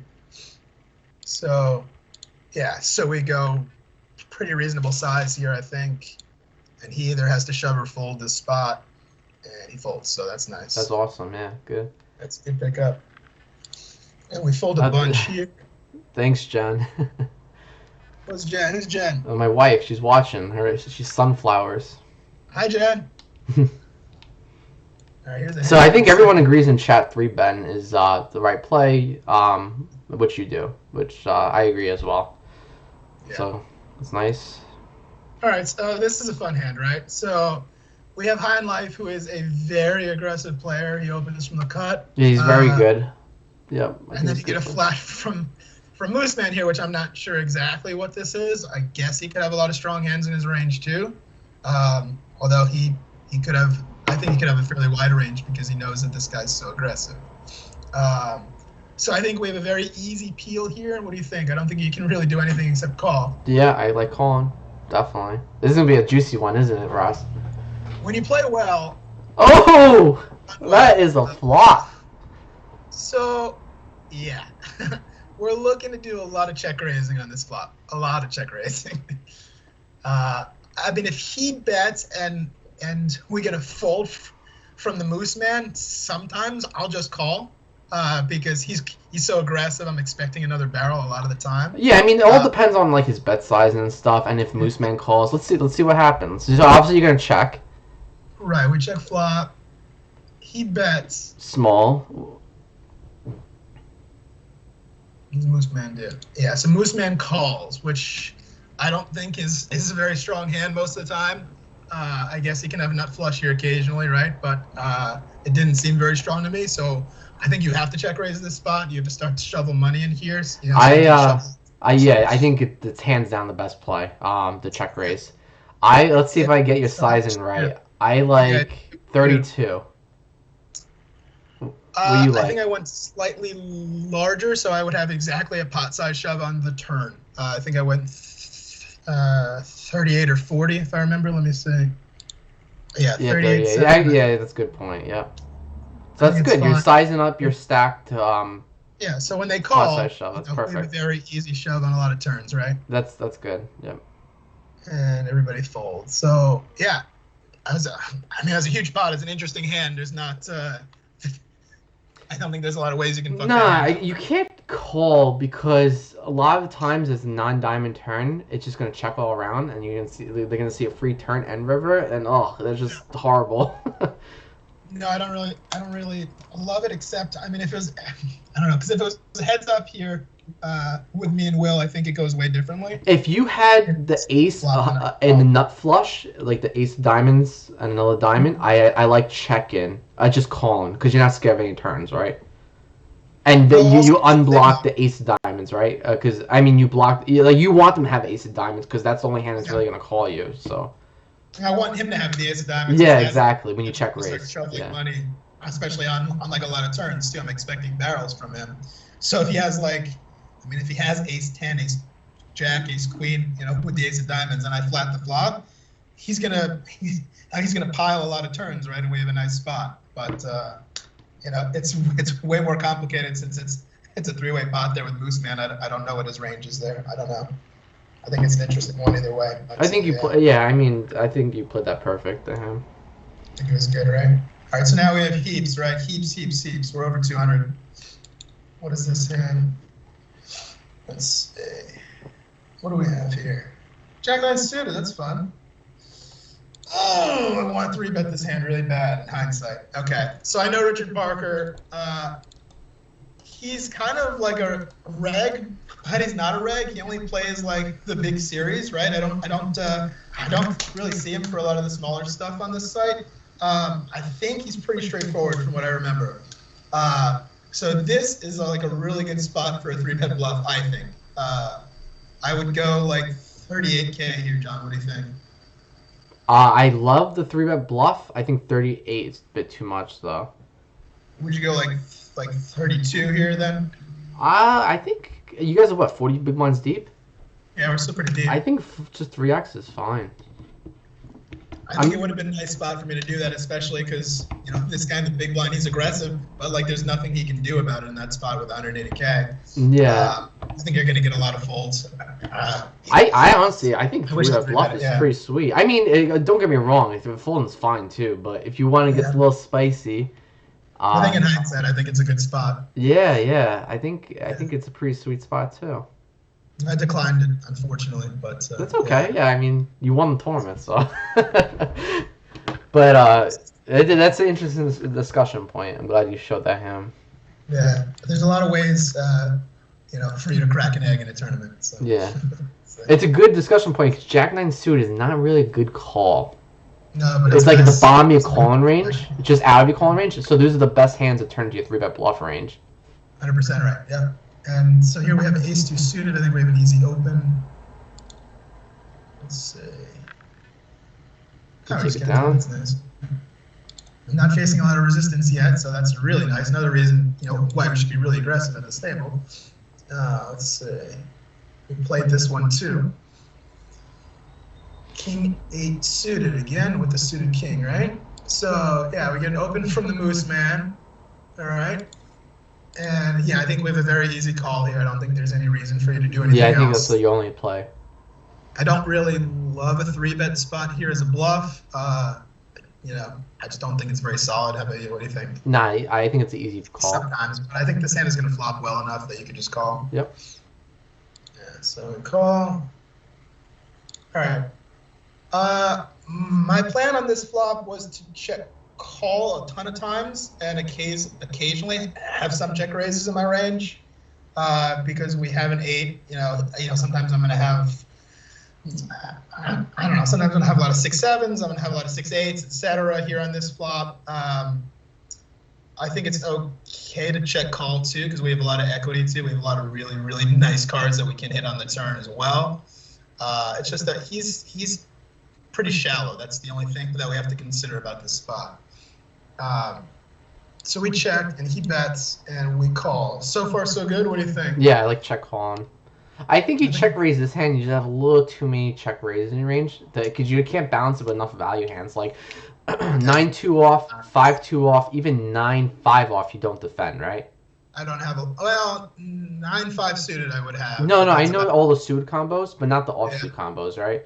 So so that limits your value hands dramatically. I think you're right. I think it has to be a call. I don't like check raise. Now said that. Yeah, I think it makes more sense for me to just call. Yep. Okay. And then turn. Hello. Ooh, hello. So very nice card here. So what do you think he's going to do? So let's see if we can anticipate. This is a great card for his range. He could barrel, obviously, with stronger king, right? And he could barrel hard draws, and he could just bluff here, because king's a great card for his range. Yeah, so the plan here was to check call, like 100% of the time, essentially. I mean, you never check raising, because he does have higher kings some portion of the time. There's no reason to. Yeah. So he checks back, which is like really strange to me.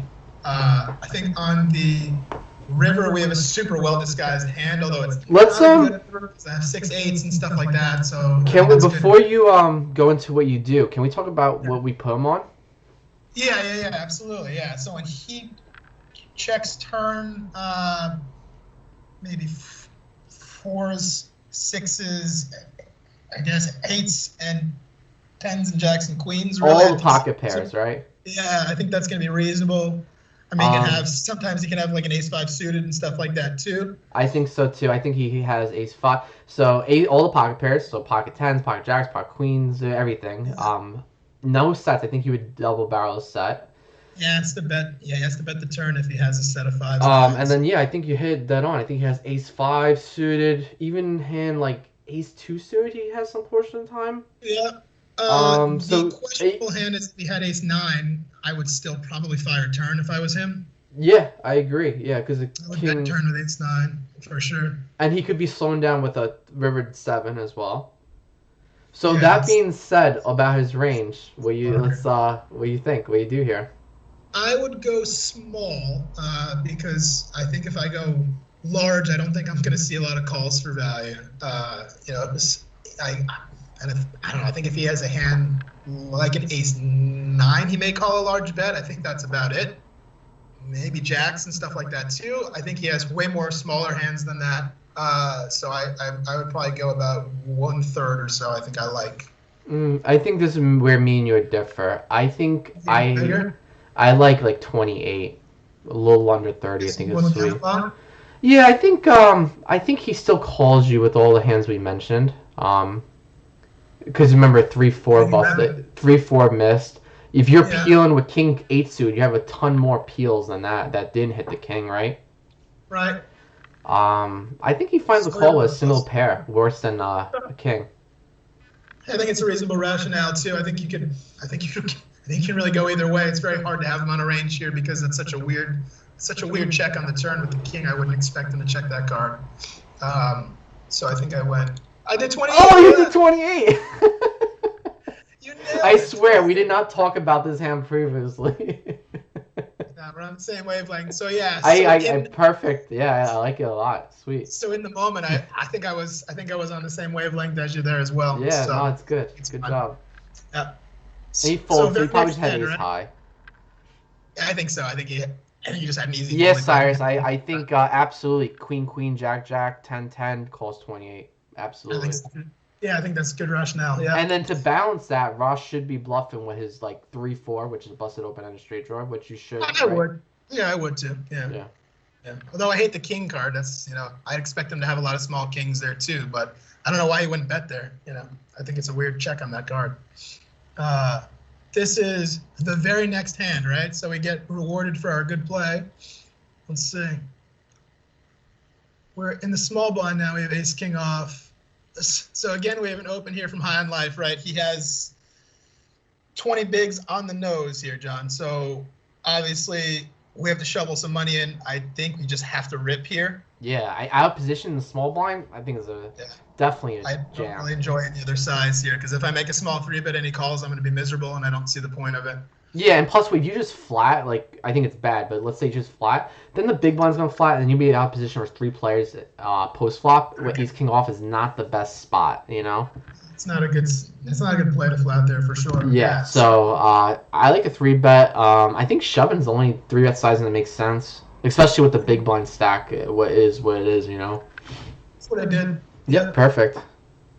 He folded. It's good.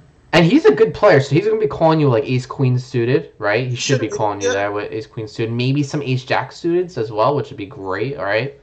So it's not like you get called by worse. I think you do get called by worse some portion of the time. I think sometimes he will. Yeah. All right, so now we have 267, which is really nice. Now here's another hand we played. What a shocker, it's a king-jack. Let's speed this up here. I think you got king jack at least 8 times so far in the stream. Yeah, except here it's suited, which is even better, right? So yeah. It's very standard. Let's see what somebody does here. Oh, just take it. That's fine. So then here's an ace-10. I don't know why we lost this hand. We lost a little bit of chips. Let's see.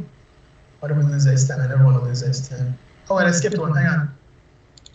Wait, I skipped one. This is the very next hand I'm under the gun with this hand. King, queen? Yeah, king, queen off. So we open king, queen off, right? Yep. He calls. All right, this is an interesting one. Okay. So, not a good flop for my range for under the gun open, right? Except if I have aces, kings, queens, or jacks, tens. I like that flop. I don't really enjoy it if I have high cards, right? It's way, way better for his range out of the big blind. I like heading flop one time in a spot like this. I don't know if you feel the same or differently. Well, I want to just clarify something, and I think you agree with me. You have the range advantage, but he has the polarization advantage, right? Like, for example, you have all the higher pocket pairs, and you have some pocket 9s, pocket 6s, but he has all the 8, 7s, right? Yeah, he's got all those middling combos, yeah. So this is an interesting board for sure. All right, I'm sorry I interrupted you. Go ahead. No, you're fine. I think it was a hard spot. I wasn't sure if I'm. I think only because you're undergun open. I think it's definitely okay to see Ben here, because you're gonna have a lot of strong hands in your range open under the gun. Yeah, so I would go probably a little bit larger on this flop, I think, as well. I would go like 18, 19. Yeah, like you have aces or queens. You wanna bet like I like 60% personally. Right? He only has he's only got 65K. So I like going like 19K. Well no, wait, a little less actually. Like 17K. Yeah.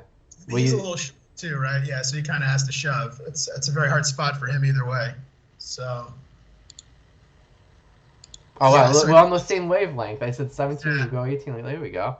Yeah, so I bet 18-4, and he calls, which is not great. I didn't expect a call, right? So now look at the stack to pot ratio, right?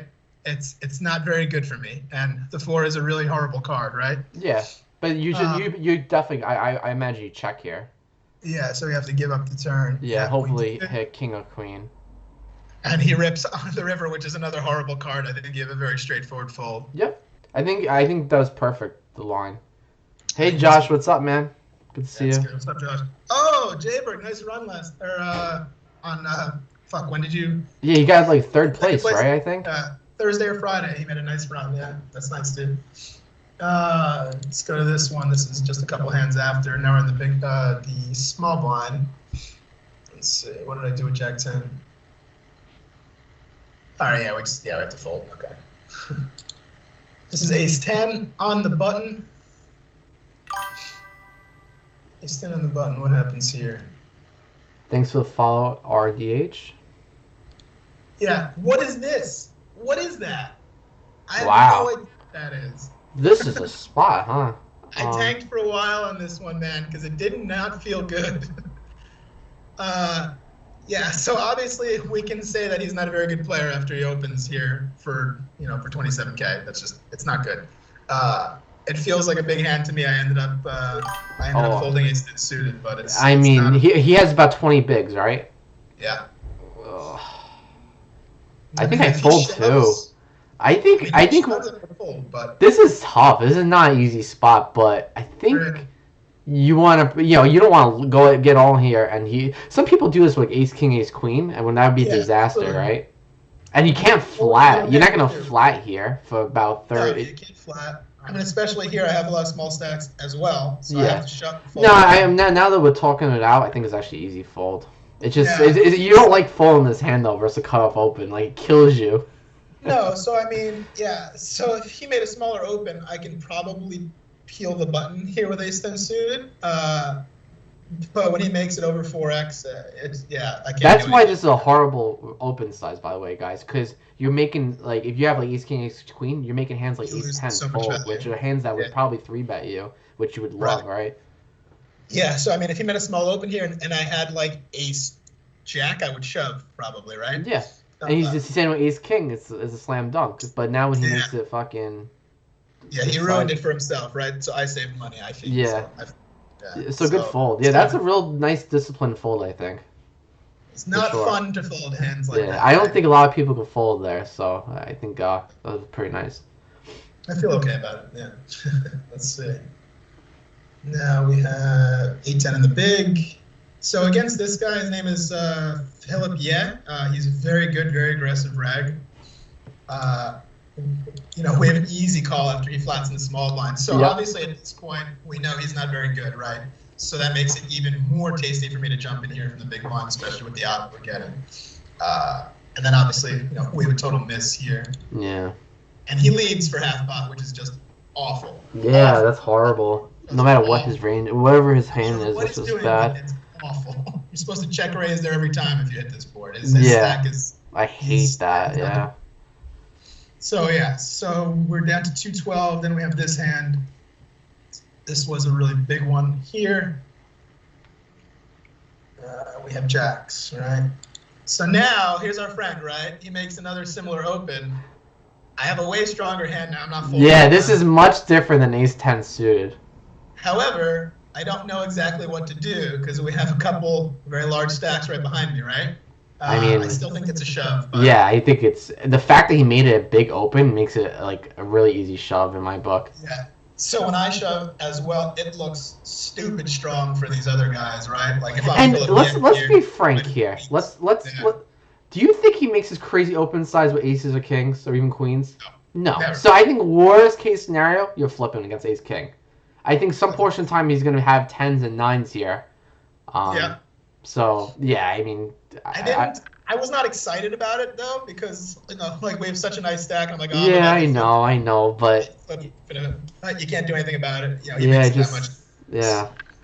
I think you just have to get it in. Right? Yeah, so good play. I think it'd been a mistake to do anything else. So he calls off right very quickly. He has ace queen off, which doing is the not flip. good. Yeah, he should have just ripped. But anyway, you have to win your flips. You have to if you're gonna win. Yeah. You have to. So good job. Yeah, thank you for telling me good job for winning a flip. Thank you so much. Yeah, you did good, man. I played it perfectly. Yeah. I think you're playing this tournament great. Oh, obviously you won it, but. Right. So now we have heaps, like real heaps now. We're up to 375, which is really sexy. I played this hand as well. I think I played a lot of hands after this. Let's see. And now we're at a new, we have a couple new players at the table, right? So take a look. So Con Bananas is very good. Okay, we know him. We know Pierogi is very good as well. Yeah, it's a cash game reg, right? Yeah, he's a very good player. We know Turbo 1 is also very strong. And look who's back. It's Poker Steve here from the first table. He's back. That's great. He was not very good, if you remember correctly. So it's his big blind, so we have a very easy open with King 10 off, right? Yeah, I mean, it's not. I don't think it's easy, but I do like it. I think it's a good opener. It's a weaker big blind for sure. Yeah. So we have a flat here.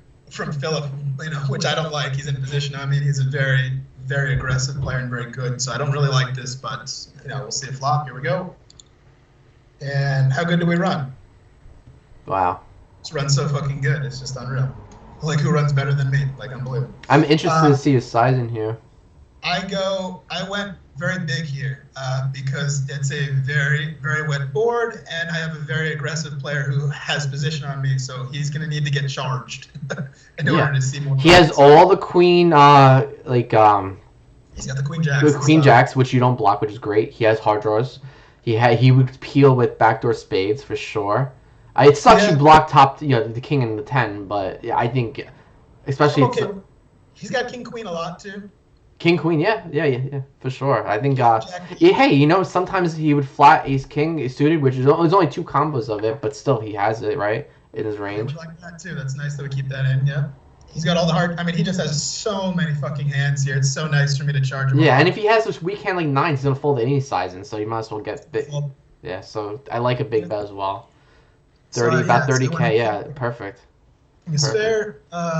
Unfortunately, they both snap folded, so that made me very sad, but it's okay. Yeah, I mean, perfect. I like your line there.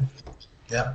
All right, this hand we have ace 9 on in the big blind. Let's see how we lost this one. Oh, sorry, spoilers. Sorry. Oh, okay, so that makes it a little easy. Yeah, very easy. Okay.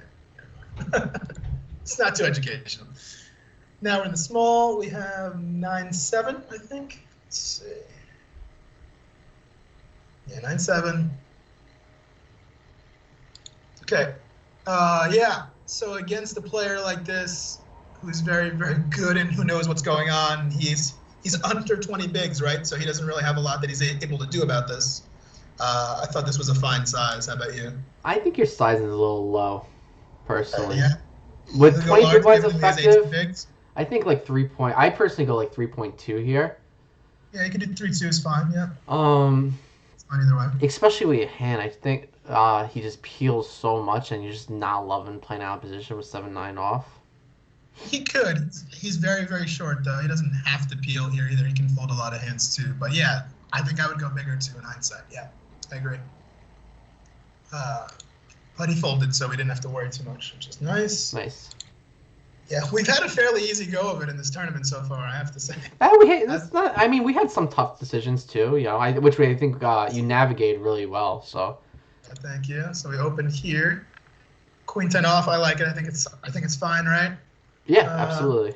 Yep. Everybody. Oh yeah. So here's Philip now. He's gonna start to get a little froggy on me here. I think we have an easy fold. However, we need to make note of this because I think he's gonna start to turn it up a little bit. Yep. We have a lot of chips though, so I don't think he's going like absolutely insane. But you have to versus a regular. You have to have some 4-bet bluffs in your range. Yeah.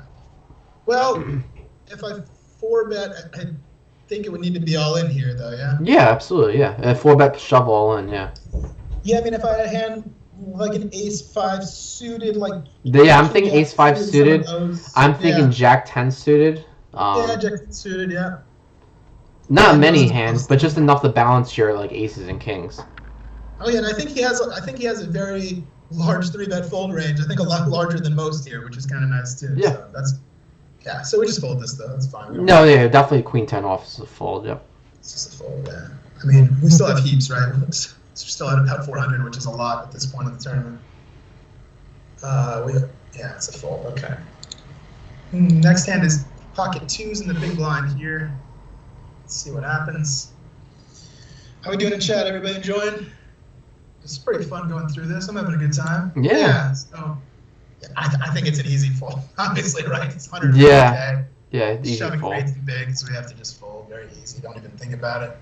If you had shorter stack, obviously you could justify calling, but he's too many chips to justify flipping there. Best case scenario.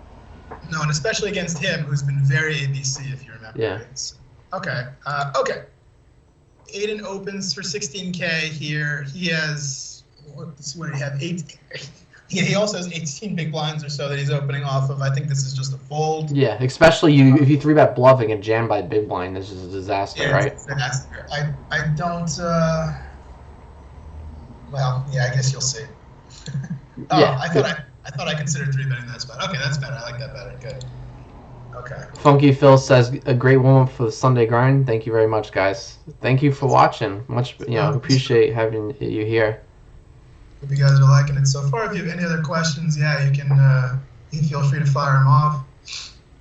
This was a good one. Let's see, we have Ace Queen on the button suited as well. That's pretty. Yeah, so this guy makes it a full 3x now. This sucked. Because it's this guy who's been very, very straightforward, right? Who's been very tight and very ABC, and he makes it a full 3x, and I have not seen him do that yet, right? So we're not enjoying our life at all, but I think our hand is just a little too good still. I think it's easy. With the information you just provided and our read on him throughout the tournament, I think because of that, I think it's easy call. Yeah, so I mean, the only problem with that is it's going to be a really awkward stack to pot size ratio on the flop. Essentially, like unless we flop an ace, a queen, or a flush draw, we're going to fold, right? So I think you're going to end up having to lose a lot of money in this hand if you go that route. But he's very tight, so I think it's fine against him. Yeah, and I want to be clear. If it was like a versus a good or reg, I like 3-bet in here. Yeah, not even close. Not even close. So, but since Ross gave us that description, I think because of that we could slightly change up, be a little more exploitative and play a big pot in position with a very premium hand. Yeah, I ended up 3-betting this, and I think it's probably okay. Yeah, I think it's fine too. You don't think so? It's very borderline, in my opinion. I mean, it's tough. I don't think it's a mistake, but all right, let's see what happens. Again, it doesn't feel good, but I think we have to get it in against him here. Well, you're not 3-bet folding here. No. We both agree on that, right? However, I mean, if you get a shove here from no, sorry. Yeah, if it's a cold 4-bet shove, you have easy fold. Yeah, for sure. But so as expected, he has a big hand, right? And we have to call now, which sucks. But, we run way too good though. So hi. Okay, good. Sweet. So I don't know about that hand. What do you guys think? I'm not too proud of it, but I think it is what it is. I don't think it's a mistake, but if we want to start exploring our opponents, I think calling is better. Yeah, but versus a reg or a good player, this is a standard cooler. Yeah, I agree. It's just, I mean, it's nice to get lucky in those spots. Feels real good. Yep. Feels real good. And he had, like, the worst hand, right? Like, for us to go on against, right? Well, aces would have been worse, but queens is pretty bad. Show me too. Jacks or tens, bro. Come on. At least you have a little sweat here. Just give me a shot. But I agree. Cyrus says pretty standard. I agree. Yeah, fair enough. Yeah, so we open here. We have 7-8 of hearts, so of course we're opening this hand. Yeah. We can fold here if he shoves, too, which is nice. Oh, I disagree. I think if he shoves... I think we got to call. Like 40K in order to win about 100. Yeah, all right, it is a call. Yeah, he's under. We can run the math real quick if you want. No, I think you're right. I think it is a call because I know we're gonna have over 40% against him in any spot like this. Yeah, so, I think you're getting like 29%, 20% on a call. I think it's a call. You're right. Yeah, I didn't realize. I didn't realize it was 8K big blind. He's very short. Yeah, absolutely. So we get a flat from turbo, right? So again. This is one of those spots where I don't think you have to go too big, although, of course, you have your spades here, and we don't have any of those, so we don't have any of the blockers, which kind of sucks, but I would go like 18 here. I think it's fine to go about half. With this exact holding, I like checking. You go bigger? You would check? Yeah. Even though you have a huge chip lead against all these guys and you can just abuse, you think you would just... I would delayed c-bet on a good turn, yeah. Delayed c-bet? Yeah, I think that's a fine line too. As long as you have to, throw some money in here on either flop or turn. I think you need to. Yeah, with not blocking anything though. Not blocking anything, yeah. I mean, it's not a mistake to c-bet. It's probably the correct play, perhaps. But me personally, I would delay c-bet this as long as it's not a bad turn. I think you can make a case for either. You had a question from Cyrus. Yes, I use the Brazil flag because I want people to think I'm a maniac. Yes, absolutely. That's interesting. 100%. I changed that a couple weeks ago, and I've had very good success with it. Yeah. That's so funny. That's something I don't even think about. I guess it's poker. You got to take every edge you can take, right? So. See, yeah. I have the standard dude with the sunglasses. I don't think it's a huge deal. I just thought it was also kind of funny because everybody That knows is funny. guys. So, yeah. So yeah, so we bet about half pot and he calls, and after that, I think we're done with this hand. Yeah, I think we should be done with this hand. I don't know if I am this time, but I think in hindsight, I need to be done with this hand. I think this is a check on the turn. What do you think? Yeah, I think if we had like ace jack, ace queen, we would check in this turn, right? With no spades, so I think to be balanced, we gotta check. Especially if we picked up some showdown. Yeah, I think we made a mistake this hand. Oh no, we checked. Okay. Yeah. So and then on the river after he snap checks, I think you have to bluff this river. I don't. I mean, especially because I have a massive chip lead. I think you have to bluff this. Were you trying to get the fold ace? A lot of time, like a 5 of spades, a 6 of spades, maybe. I don't know. It's a tough one. What's your bluff? What's your sizing? I think 40K. No, I actually I like. don't think he folds a weak spade with anything other than all in, which is unfortunate. But I don't know, Ross. Me personally, I think I just like checking. Yeah, I think this was a mistake. Yeah, I fired 49K and he called. Yeah, he had. So he had the right hand there in order to call with. But, yeah, I think a better bluff would have been all in, and I think he would have folded the ace of spades.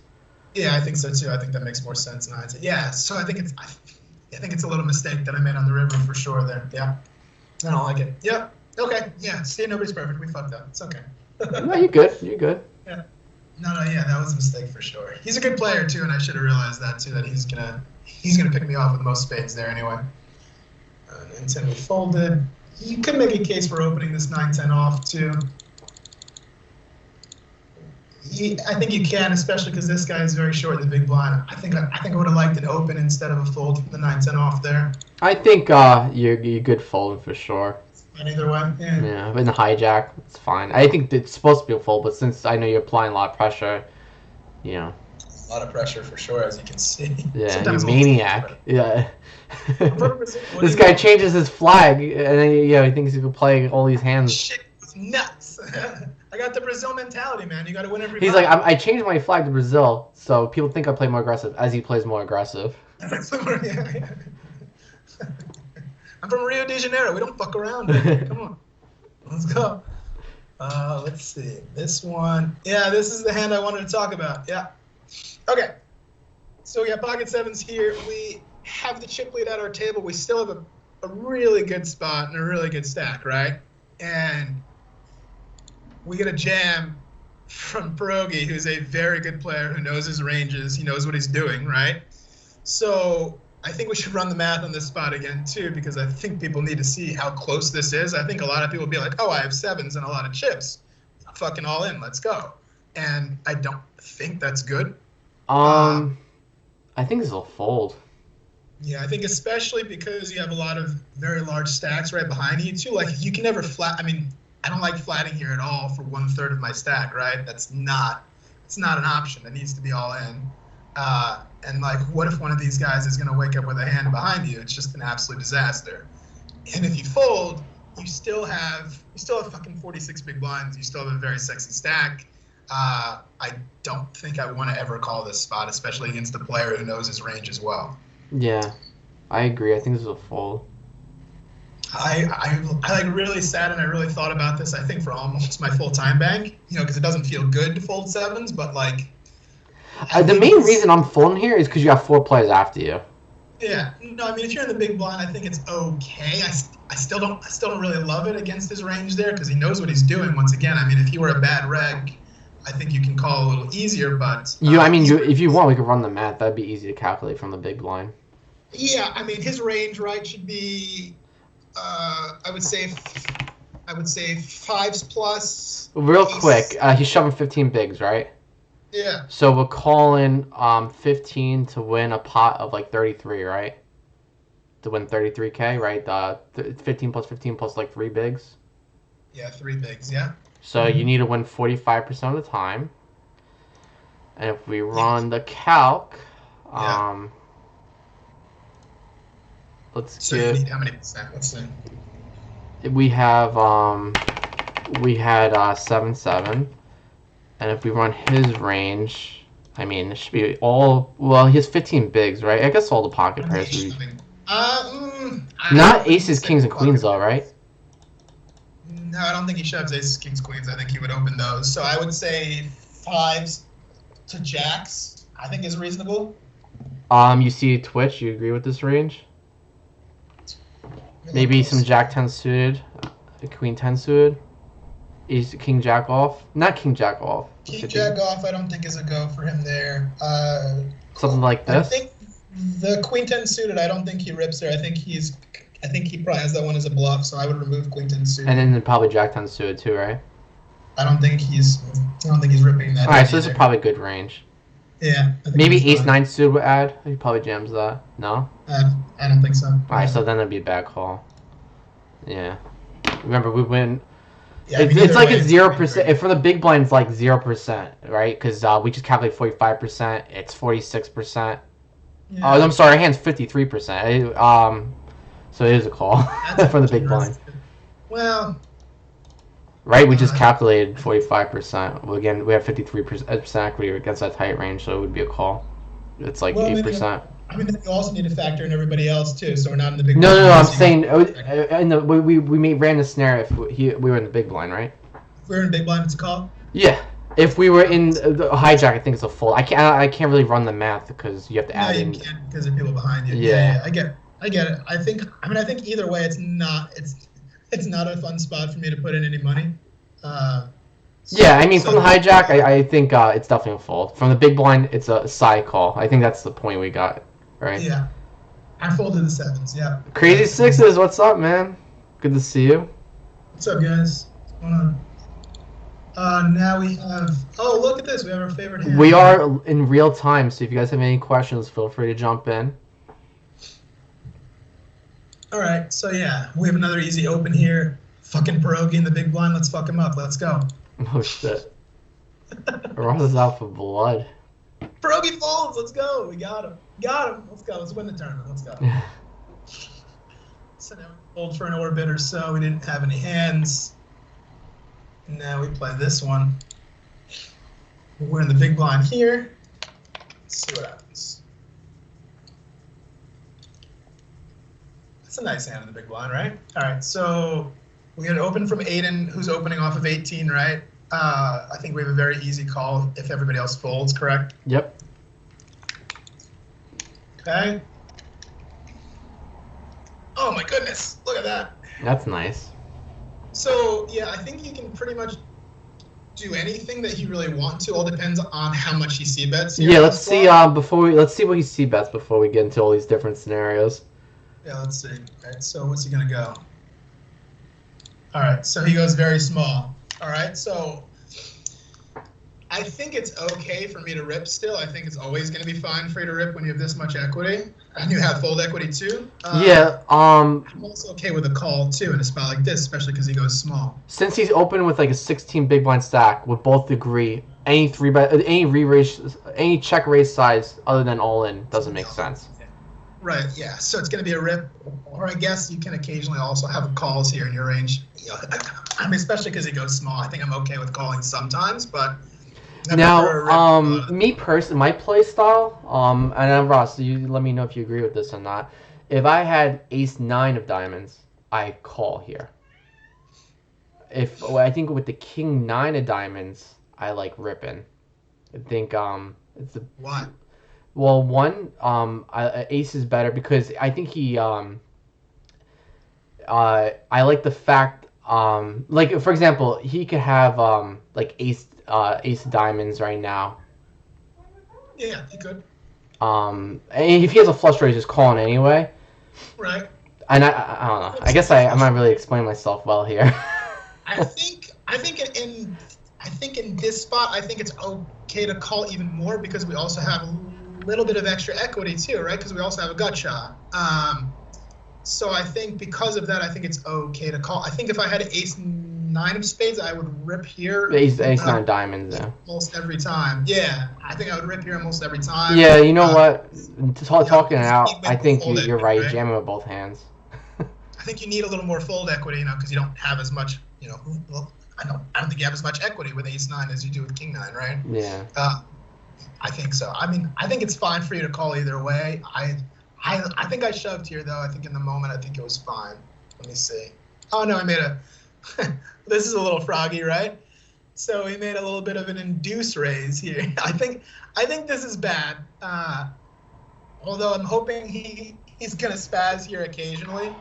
What are you trying to represent with this bet? I don't know exactly what I was hoping him to spaz off here. Maybe something like a king queen, although I'm still behind that hand.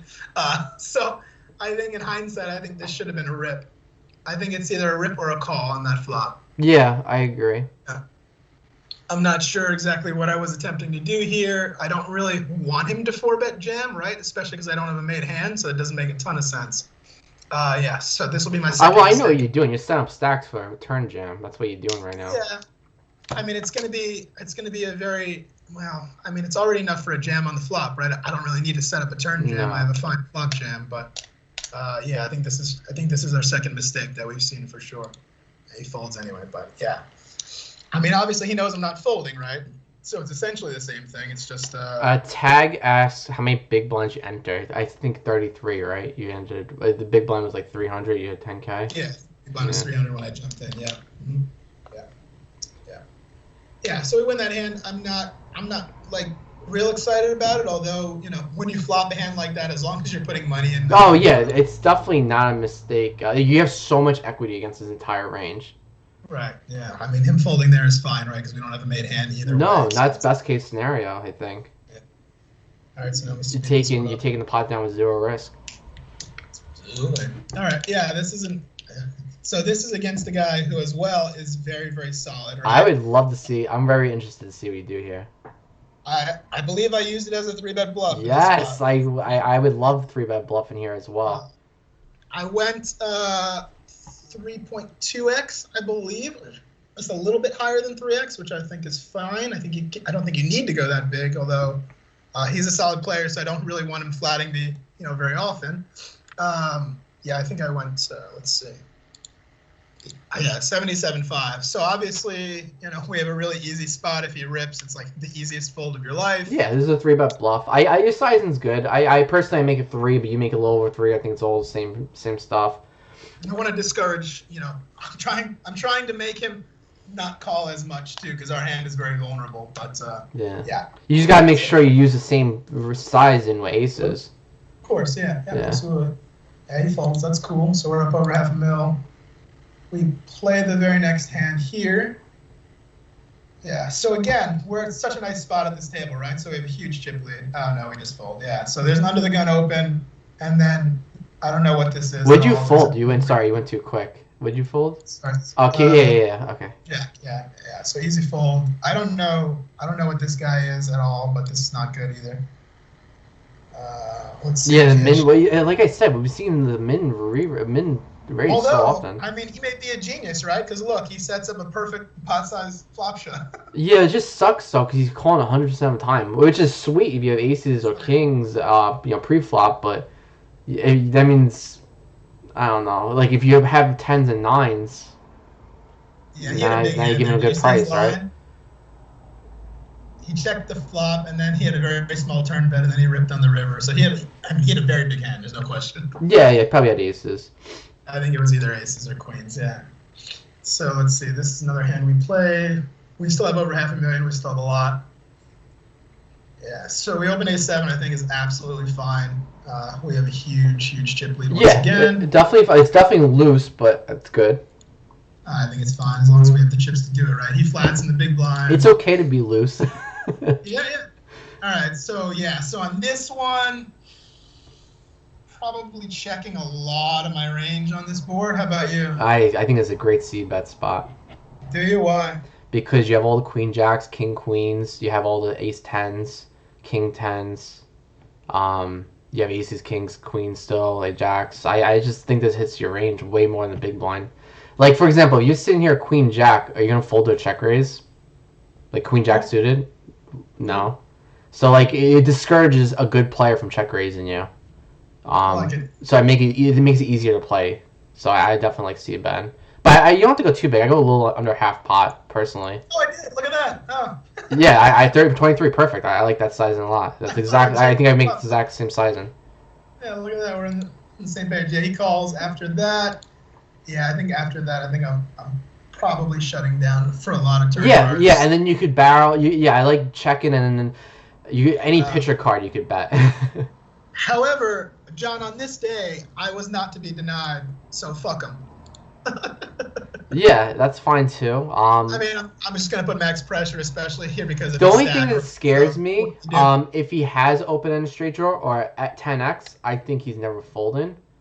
I think if he has an open-ended straight draw, he has to fold there. He's not getting even close to the right price. No, And if he jams as a bluff, not calls. I'm saying if he check jams. Yeah, he can jam, but I'm gonna put that pressure on him. He's gonna Yeah, have of to jam. course, of course. I'm just sorry. I'm trying to think from other perspectives, but. Yeah. If he has a 10, I think he just has to keep hitting the call button, and that's fine. Yeah, but, yeah. But if the turn comes a king or something, and you make a big bet, he's in a shitty spot with 10, right?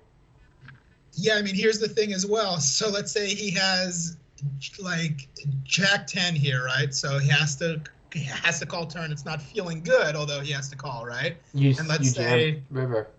Let's say the river is like a scare card too. Like we're gonna be very aware of all those scare cards, and he's gonna face a heavy three barrels a lot of the time here on this board. So I think it's fun. Yeah. I think it's good. Okay. And then we do a lot of folding. Let's see. Wow, 600. That's our high point. That's nice. Yeah, we fold for like an orbit and a half here, and then we have this hand. King, queen, I believe. Let's see. Yeah, okay. So we raise king, queen off. He's very short inside of the big blind, right? So I think it's fine. Now you can see Philip has a lot of chips as well. He's almost up to 400. And he elects here to make my life miserable. He jams. We have an easy fold, right? So, yes. Yeah, so that's the end of that. A couple hands after that, we have ace, queen. Oh, here's when I start to fuck his world up. I think this is it. Next hand. Is this the final 2 tables, Ross? Final 3 tables, I think, at this. Yeah, so I don't know. He flatted small blind, right? To hijack open? Huh? What's that? He flatted. Okay, he flatted small blind versus hijack open. Gotcha. Okay. Yeah, he flatted small blind. The guy in the big blind obviously is very bad and very short, so I think he has a little bit of a wider flat range out of the small blind. I mean, even still, I think it feels like a range to me. It feels like a pretty strong range from Turbo. On this flop, I'm checking most of the time. I guess, like I said, I was on one on this day, and I decided I was going to, be applying max pressure to these guys. So I bet like 2/3 here. What do you think? I mean, he has all 6s and 7s and 9s too, right? Yeah, but you have those hands too. I do. Yeah. Only hand he has on you, 10-8 suited. I think he could flat from a small blind. Yeah. But there's only 4 combos of hands. Yeah, I like a C bet. I think that's fine. I think he could go either way. I think you could go either way with this one. Let's put it this way. He never has 9-7 or 9-6 or 7-6, right? He can have 7-6 occasionally. Maybe 7-6, but of the other two pair combos he doesn't have. And it's only the suited combos of 7-6 suited, which is only 2 combos of his hands, right? Yep. Mm-hmm. So he has no 2 pair combos in his range. I think you have a big range advantage, so C bet is fine. I like the C bet the more I talk about it. Excuse me. I think that's fine too. I think when he check raises me, obviously it's a very easy getaway. But, but you call off obviously with aces, kings, queens. Yeah. I mean, here's the thing too. For him to check raise me here, he has to put in about 160,000 chips, right? Which is a massive portion of both of our stacks. So he's going to need a lot of balls to do that as a bluff, right? Yeah, I like everything you're saying. Yeah, it's perfect. Yeah. Yep. So I think it's unlikely I get check raised, but he folds, so it's really cool. Okay. Whenever you go, I'm just talking to everyone else right now. Whenever you decide you C bet, always think about obviously range advantage. Also think of what his check raised range looks like. In that spot, Ross indicated that he doesn't have many 2 pair combos besides that one, the 2 combos of 7-6 suited. So obviously he has all sets in his range, but you also have all sets in range. So it there's a nice balance there. And you at the end of the day have the range advantage. So when you have a big range advantage, you do want to c-bet quite often, especially when check raising would put his tournament life in jeopardy, like Russ pointed out. Yeah, I agree. Absolutely, 100%. That's well said. Yep, very good. This time we are in the big blind with king 8 off. All right, so I think we have to defend here against Philip. I think it'll be hard for me to play this hand out of position. Sometimes I would use this as a 3-bet, and I think that's absolutely fair. I would go like 100K here, and I think that puts him in a really, really tough, cagey spot. Right? There's not a lot he can do. I mean, if he jams, it's very easy fold. If he calls, we're probably not going to go too crazy, even if we flop a king, right? But on this spot, I elected to just call, which I think is also fine. I think that's the correct play to call. I think if you 3-bet and bluffing with king 8 off, I think you have too many 3-bet bluffs in your range, personally. You think so? Yeah, right? I mean, I don't know. I think your 3-bet hands for value would be obviously a lot wider. I think for that reason alone, I think you need to expand your 3-bet range for bluffs in this spot. I don't think enough people bluff, from the big blind. From the big blind ever. I think that's a way widely known fact. So if you face a lot of 3-bets from the big, it's usually very strong. And I think especially against a really solid player, that's why I think I have a little bit of a wider 3-bet bluff range. I think it's fine to call that. I was playing very conservatively against him, because I know he's very good and aggressive. I guess the point I want to stress is if he flats, your life is living hell right now, king 8 off. Right. I mean, I don't think he flats, a ton of times, but the times that he does, yeah, it's going to suck for him. I think like king 5 suited maybe a little better. I'd rather be suited for sure, yeah. Yeah. All right, but either way, we call. Hit the 8, that's great. Yeah, so I'm going to be check calling almost every time on this board. I don't think you ever need to check ranges. I think we have way too good of a hand. Yep. So he checks back. Which is very rare for Philip.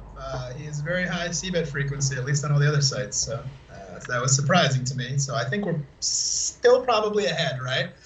I don't like the 10 very much, though. I would probably check call this a whole lot. I don't know about you. What do you think? Yeah, I like check call him. I mean, depending all on the sizing, but definitely check him for sure. And let's see what size it is. Don't ever want to lead this turn, right? I don't think leading turn is very good at all. No. Yeah, I don't see. He's still calling all the 10 a Jack X. Obviously, if it's a 10, he's never folding. If he has a 9, he checked. He's never folding. All right, so it checks back. Okay. All right, so. Horrible. Yeah, right. Very bad run out for the hand. Yeah, I mean, I checked on the river too because I don't really know if I'm ever getting value from a worse hand. No. And he checks back, and we beat ace king. Perfect. Really I think that line was great. I'm glad you didn't 3-bet bluff pre-flop. Yeah, me too. I mean, as you can see, he's an aggressive player. Obviously, everybody's aware of that. Although, he doesn't wake up with hands. Yeah. He's not emptying his whole clip on a spot like that because it just doesn't make sense. So. He's very aggressive. He's also very smart. He knows what he's doing, so it's a tough player. So this is the very next hand. We banged a lot at this table. You'll see a lot of really big, very big confrontations coming up. All right, so he opens again. I use this one to 3 because these two stacks are very short, and I know he's aggressive. You can call here as well, which I think is fine. I used it as a 3-bet. I don't know what you think about that spot.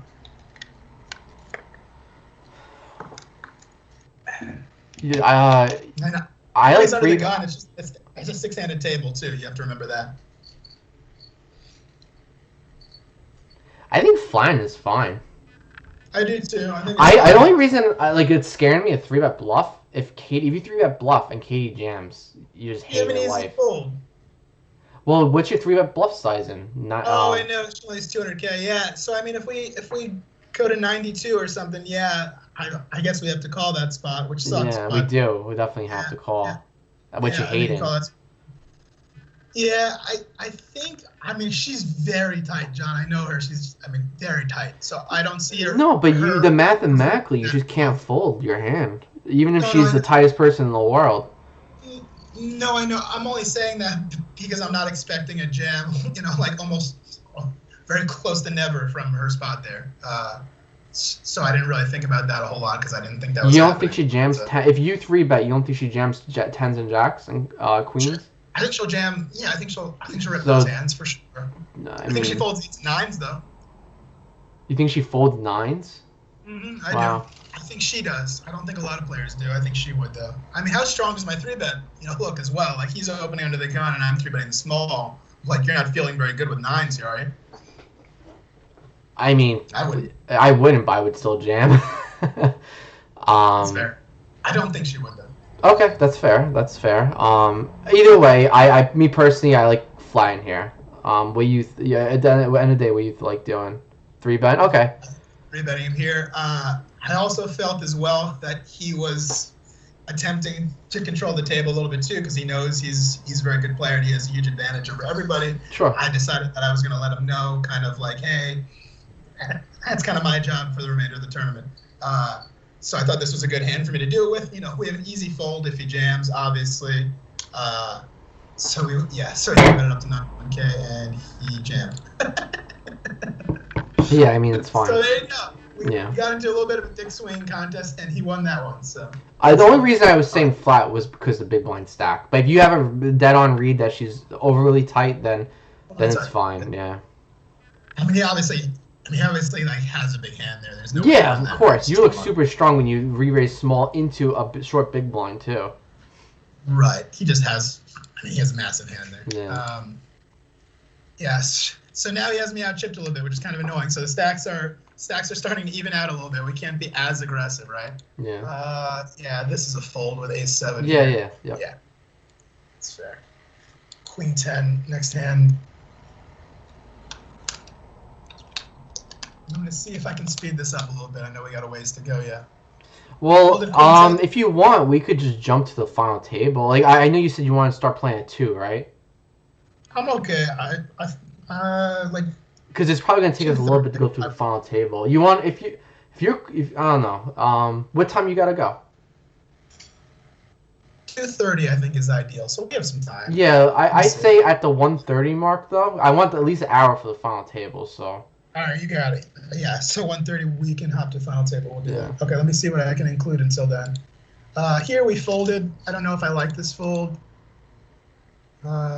Queen 10 off. I think you can probably open that, and then you have to call Aiden though, which kind of sucks. I think it's okay to fold, John. How about you? What do you think about this spot? I guess it depends on your read of Aiden. If you're open, you gotta fold to the jam, obviously. I would open personally. Okay. I folded that spot. I think I tightened up after that hand with Philip. It's fine. It's not a mistake to fold there. Yeah. Okay, this is an interesting one here. Oh, this was okay. Oh boy. Yeah, I think we need to go over this one because this was a big dick swing contest. So, all right, let's go. Philip opens from the hijack. Big right? dick swing contest. Let's go. So Philip opens the hijack, right? And you're still salty from last hand. I mean, I'm not like on tilt about it. I don't really care about it. No, I know. I'm just kidding. I can tell you what's bang. Sure. All right, but I agree with the call pre-flop. Yep. Yeah. So we defend 7-9, right? And then we just hit a really nice flop here. My intent was to check raise this flop a lot of the time. He's too good, right? He checks back on turn, right? So what do you do? I'm sorry, he checks back on the flop. So then the turn is another 6 here. What do you do when you have 7-9 here? It's an interesting spot, right? Because you know he's very good aggressive. Wow. I think I lean into a big bet. Yeah, me too. Me too, because obviously, we have all the 6s in this spot. I would bluff if you miss and hit a spade. I would jam I would bluff river. So my game plan right now. This is what I'm thinking. Obviously, hand at 10 or 5 is great. It's great. But if I bluff, I'm gonna bet here. I think we have a clear bet because we have 9 high. Great. If we and by the way, I like a bigger size, and I'm thinking like 78k or something. I agree. Yeah. Because it's the draw heavy board, double suited. All right, so my game plan with the Ben 78 would be Yeah. obviously if it's straight, perfect. But if I hit a spade, I Yeah. would consider bluffing, and depending on Right. with heart as well, I would consider bluffing. I prefer hearts, of course, right? Yeah, prefer because you have the heart blocker. Yeah. Yeah. Yeah. So like the worst card you can see on the river is like an ace or a king, right? No question, because Yeah, ace king of like clubs. Yeah, that would be horrible. I think he can probably call the turn here if he has like ace king, ace queen as well, because it's a nice bluff catcher for sure. Yeah, so that was my plan as well. I was going to apply pressure, even though all right. He just it sounds like we're on the same page. So we both agree bet, and we both agree bet big. All right, so you bet a little over 60%. That's good. Yeah. Yeah, I could have gone a little larger too. I agree with you. I kind of like a 75 better, but obviously that's all semantics, right? So he calls, and yeah, so not the river we were looking for. However, we still have all the sixes, right? We still have all the eights. The only problem is that there's two busted flush draws as well. Yeah, I definitely don't bluff here. Sorry. Yeah, no, that's fair. So if he's sitting here with like an ace king, ace queen, right? Yeah, me personally, if I was him, I would call ace high here. He can safely bluff catch here with a lot of combos, right? Yeah. However, if you are gonna bluff, obviously you have to go pretty big, right?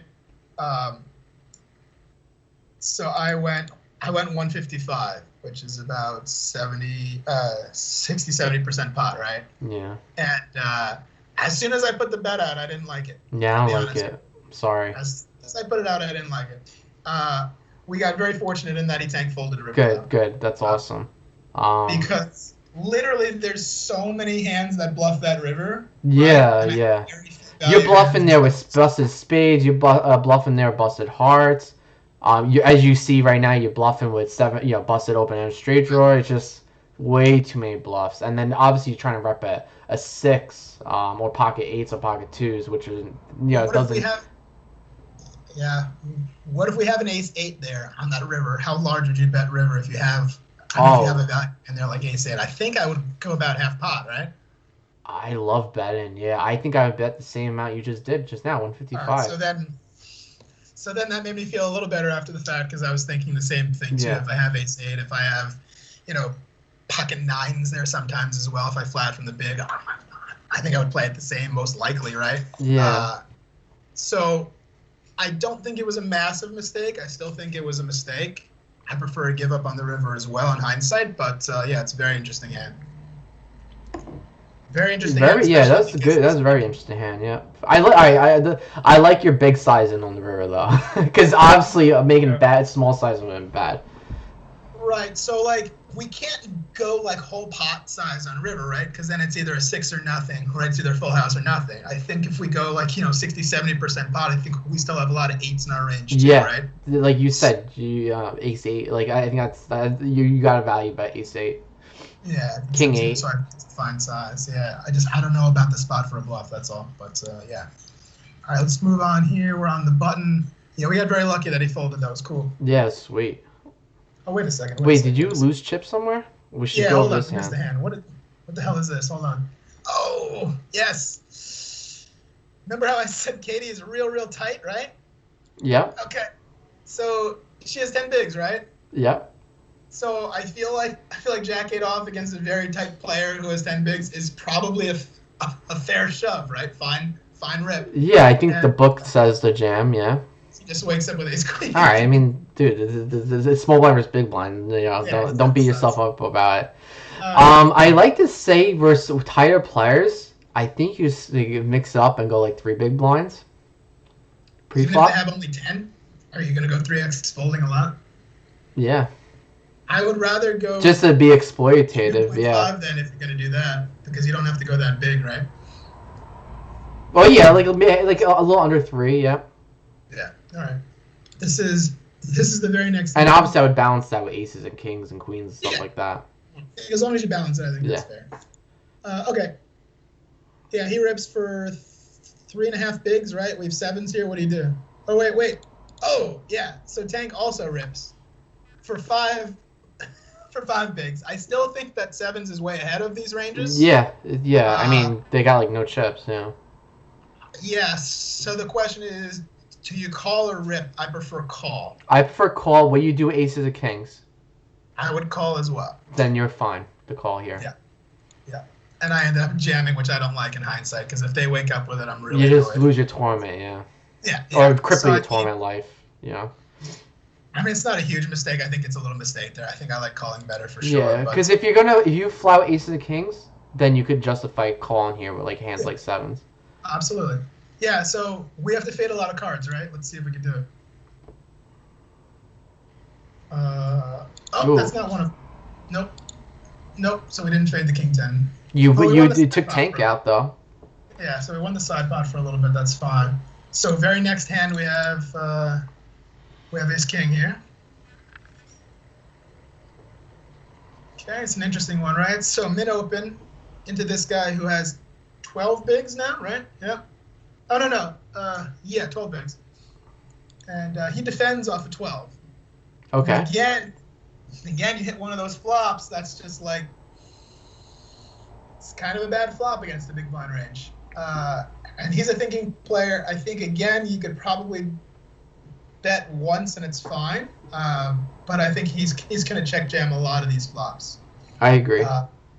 I would like to see a check. Yeah, good. Yeah, I like it. He checked on turn. I also like a check on turn because we're still way ahead of a lot of hands. Yep. So showdown value. He bets turn for 30. Yeah, I like peeling one here with the two overs. I think you have to peel one. You still beat busted straight drawers. You still beat busted flush drawers. So river's an interesting spot too because that's a really good card for us, obviously, right? Yeah. Now our aces beat all 2-pair combos. Yeah, so we check. That's fine, and he just has ace. Yeah, that's fine. You remember he bet small in turns, though. It's not like you mean No, I mean obviously he's a good player. He knows what he's doing, so I think his line is good as well. But, yeah. I think that's a good line from both players.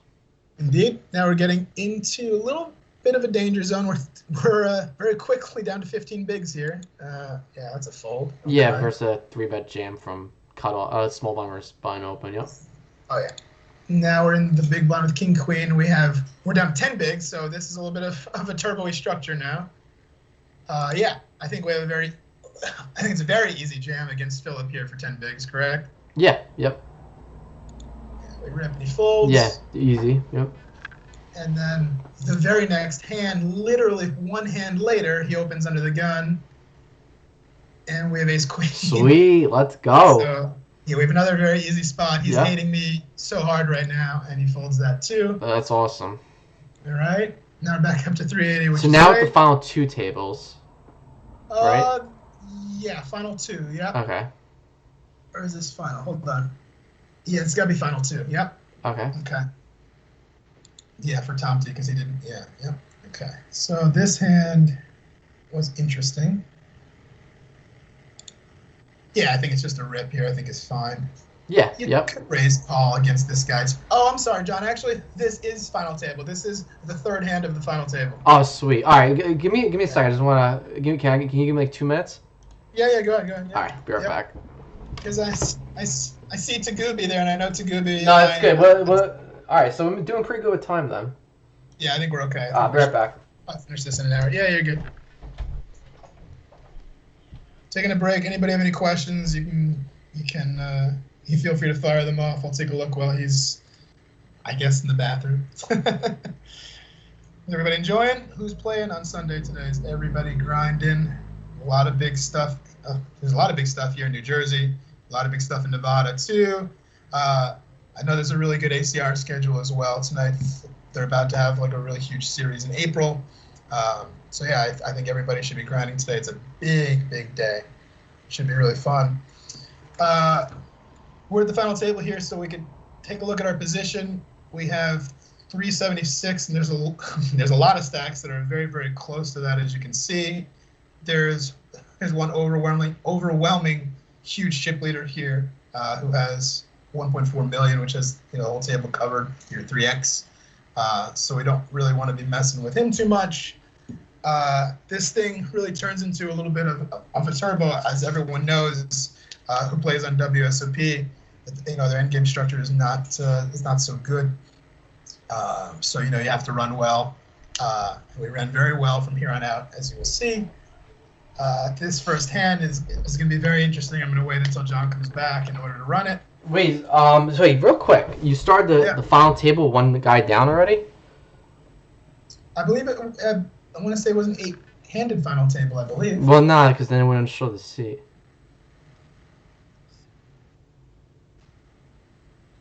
No, this is for sure final table. Oh, I guess. Alright, maybe the replayer is different. Alright, my bad. I promise this is fun. Oh yeah. So we have 9. Yeah, it's 9. Oh, why the fuck does the not. replayer show empty seat? It's so I don't weird. know. It's showing a 10-handed final table. That's weird. That shouldn't be. But Okay. Yeah.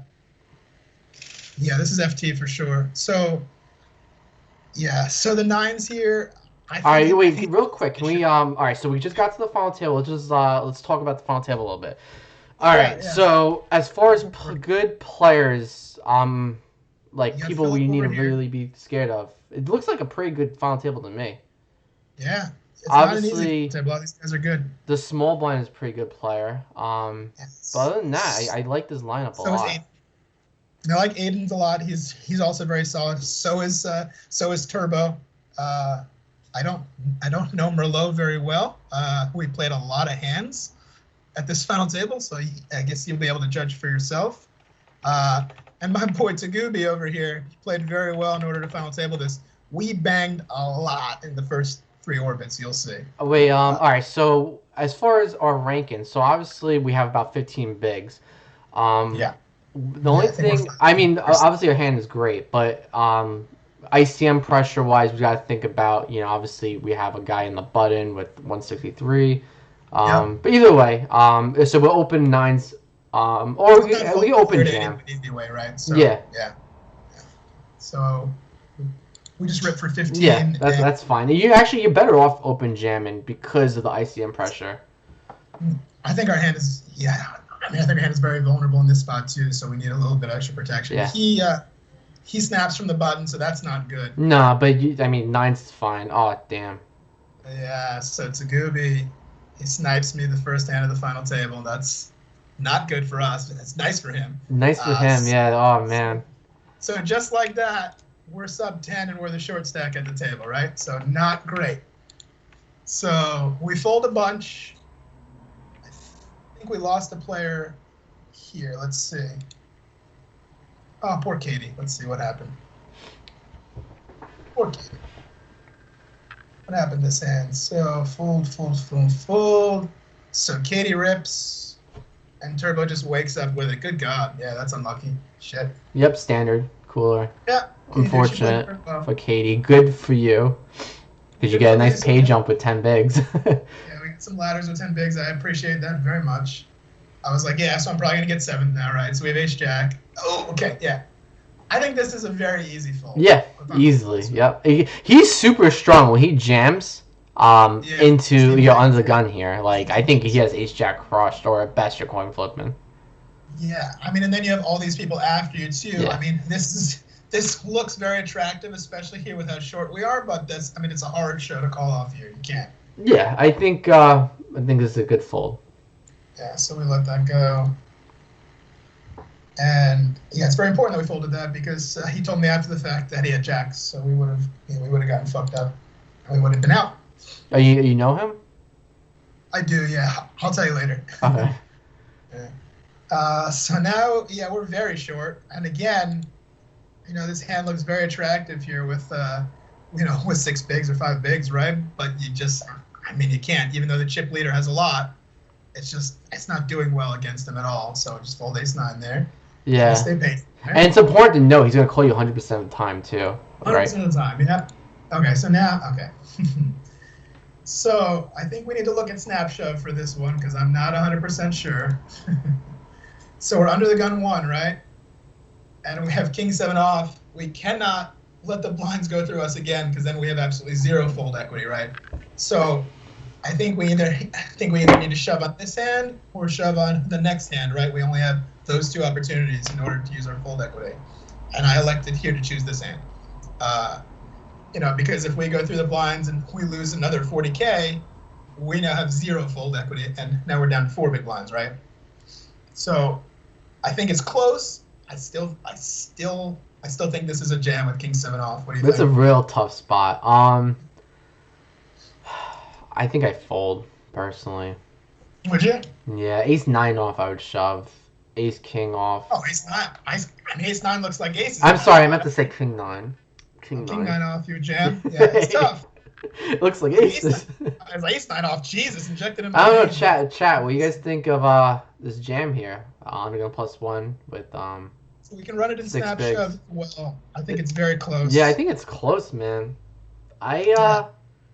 Wow, yeah, I'd be interested to see that result. I personally, I think I fold, but I think it's close. I think in hindsight, I'm not exactly sure what I would do if I was in that spot again. I can't go through these blinds again because then I'm essentially dead, right?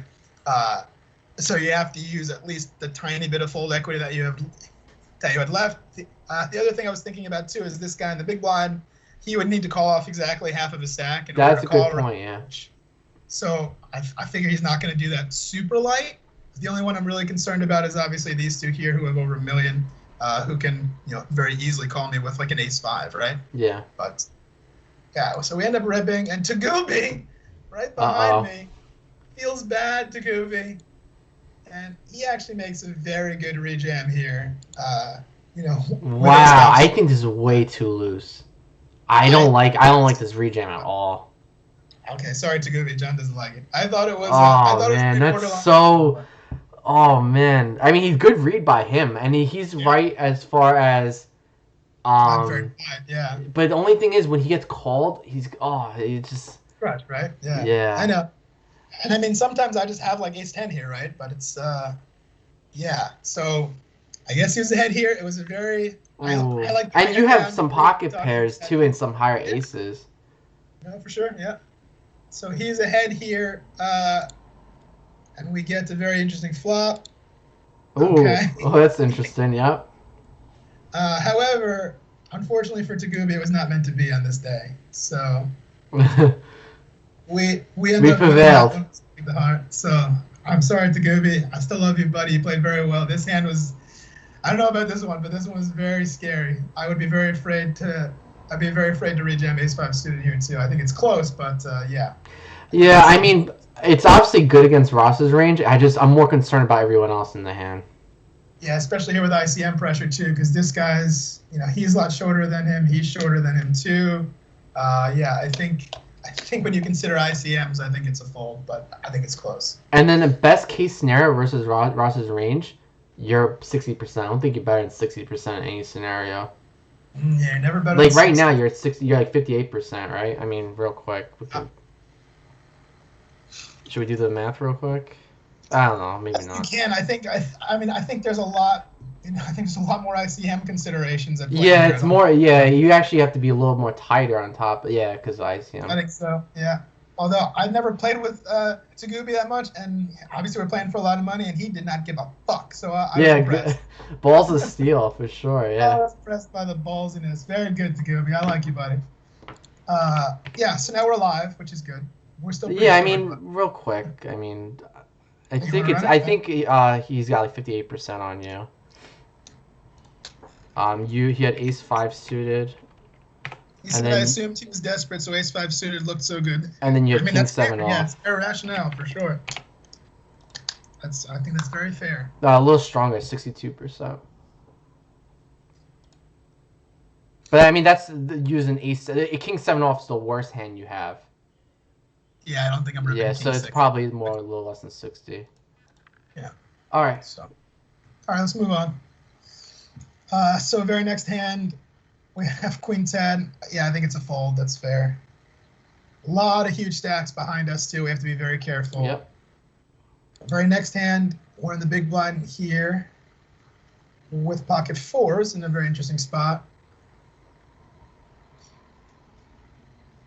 Oh yeah, all right, so it's easy. Yeah. Yep. So if he raised and everybody else folded, I would probably have to defend there with 4s. I think that's all you can really do.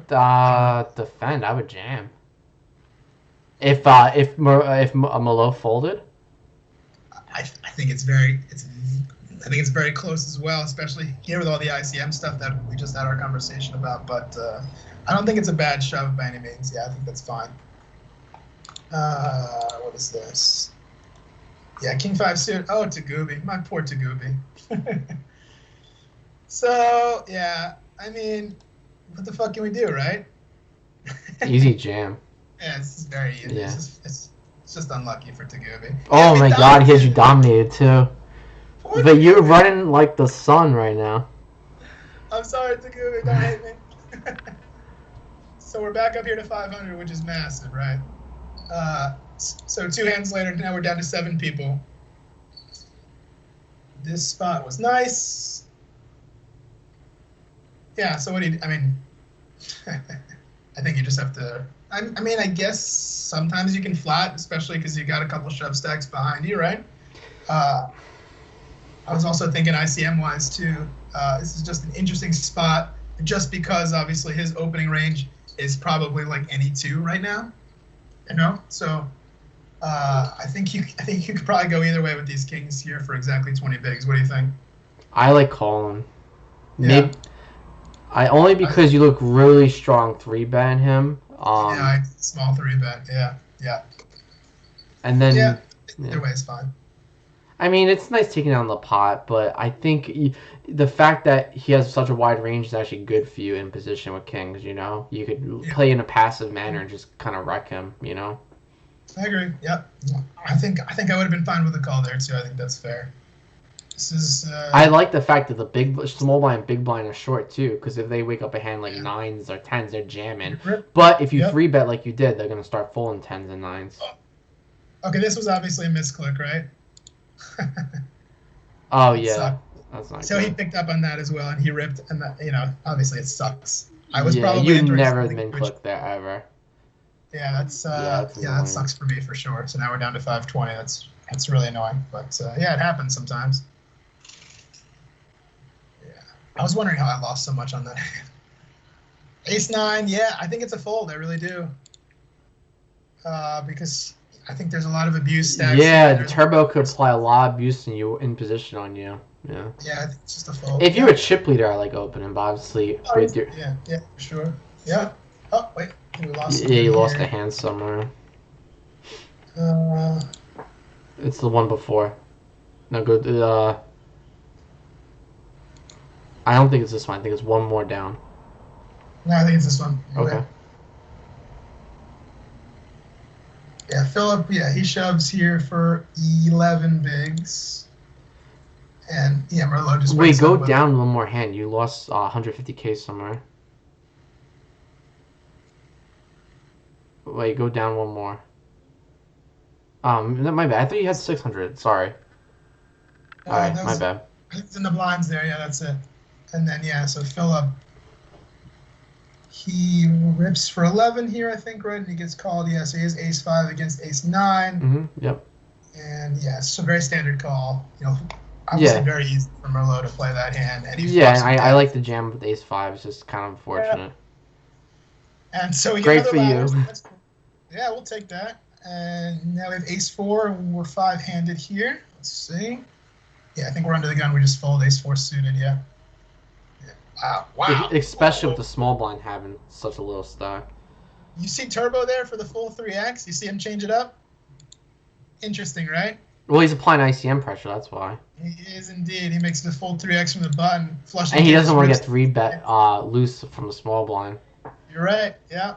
I like it by him. I think it's fine. Yeah. Here. Yeah, this is just the spot. I just have to go with this here. So now this guy is very short, right? So we don't want to bust before him. However, Merlot has the whole field just murdered, right? This massive chip lead, right? And he opens here for 75. I think you just have to rip like any pair here against him. He's going to be way profitable, right? I fold personally. You'd fold? Yeah. Oh my goodness. No, yeah. Nice. I don't like it at all. Really? Why? Because if you have a overpair that has you crushed, or he could have, he's never fallen ace king, ace queen, ace jack. I don't know, just. But his opening range is massive, right? So we have a lot of fold equity still. I know, but I'm trying to factor in ICM. I think it's ICM Because it's There's ICM. a lot of ICM left, right? Only because if you're a lower stack, I love it. But the fact is, the fucking a 4 big blind stack out there, you have an easy fold. I'm sorry, especially what's the pay jump, like $2,000, $3,000. Yeah, I think it's about that. Yeah. We can ask others as well. I thought it was a very. What do you guys think in chat? That's why we have these sessions, because absolutely. all of us always gonna have different opinions. I was trying to channel my inner Lucky Spewy and just not give a fuck about it. No, I mean, you're right. His range, you have it, like, he's going to fold out most of his open range here. The problem is, when times he calls you, your coin flip going to have a crush. And the fact there's a 4 big blind stack out there kind of hurts you as well. It's fair. You got one, Yim agrees with you, though. All right. Poker agrees with me. Danny says 6-6. 6-6? Okay. I like that. I think 6-6 is a good 3-bet. Yep. That seems fair. Yeah. All right. So maybe a slight mistake. Yeah, he wakes up with it here. He has 9s, but we're not going to be denied tonight. So, bink. Very nice. Very nice. Very lucky. So we should have gotten 5th, obviously, right? So we got lucky there. Now we're just going to sun run the rest of the time is the plan. Let's see. Hey, Torag Slippers. Good to see you, man. Wait, hold on. Yeah, so we got to see this hand because we lost the player. Let's see. What happens here?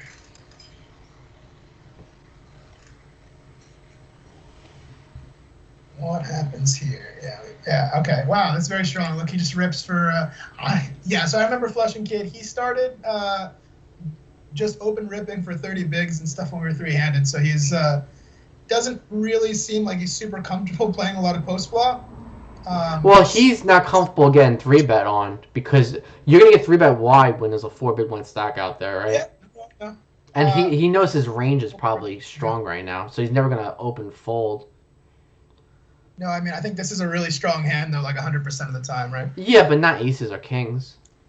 No, not aces. It's probably ace king, ace queen, ace jack. Yeah, I was kind of surprised by the ace jack. I think it's okay, but I don't like it personally, but I don't really like it as well. But yeah, so this was pretty gross. Bink. Nice, man. The ladder. Let's go. Take it out there. Absolutely. Then we go to this one here. We're still 4-handed. So obviously, like, this is a really interesting fucking dynamic, right? Like, Merlot has a massive chip lead, and like all 3 of us are all very close, right? So we have to be, so we're playing a lot of pots against each other. Yeah, we open this. I think it's fine here for almost 3 against Turbo, right? I could go a little larger too, like you like to do. Yeah, I like it. The only reason me personally, I would call here and not raise is because he has a bigger chip stack than you. So technically he could apply a little bit more ICM pressure. But it's fine. It's I think you can limp. I think that's absolutely fair too. Yeah, I mean he folds, so that's really nice. We're still 4-handed here. I mean, you can see the stacks, like how close we are. It's just a very interesting dynamic with lots of ICM pressure, right? Yeah. So, yeah. So he opens here for min. Yeah, we can't do anything. He gets 3-bet. Nope. But yeah. So Merlot played very, very strong 4-handed, and then you'll see what happens. All right. So here we go. Again, we're the shortest stack here. All right. Obviously not by a whole lot anymore. We've queens. All right, so we open about 20 bigs, a little more. Yeah. All right. Mm-hmm. So we have a very easy spot now. Yeah, this is a slam dunk in my book. I mean, he always has a strong hand here. He has a strong hand when he 3-bets you with that stack. Yes, absolutely. Yeah. But queens is just way too. No, you never fold in queens ever. Yeah. So, again, it's very important. It's very important for you to win a tournament here. You have to win all of your flips. Very important. This is a big fucking flip right here.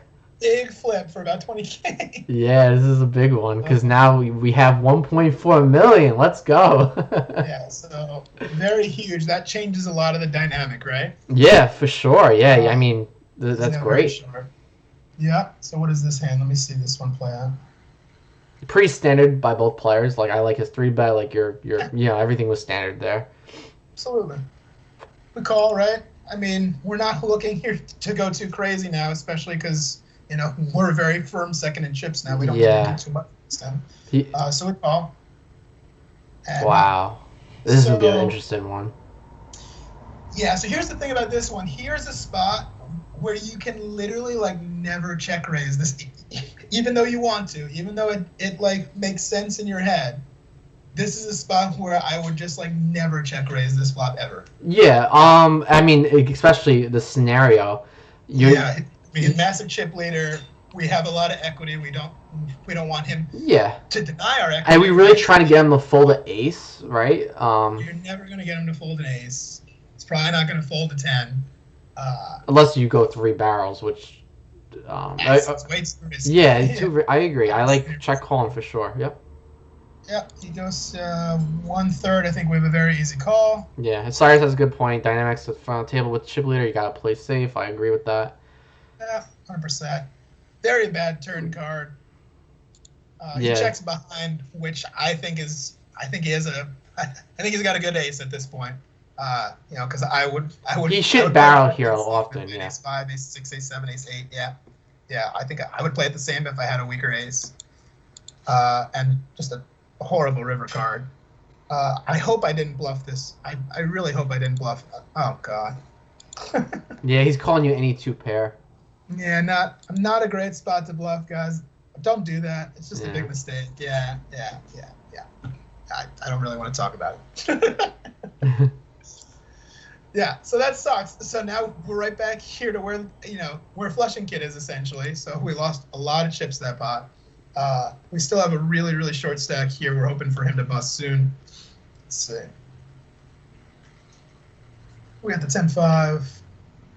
Oh, that's nice. Okay, good.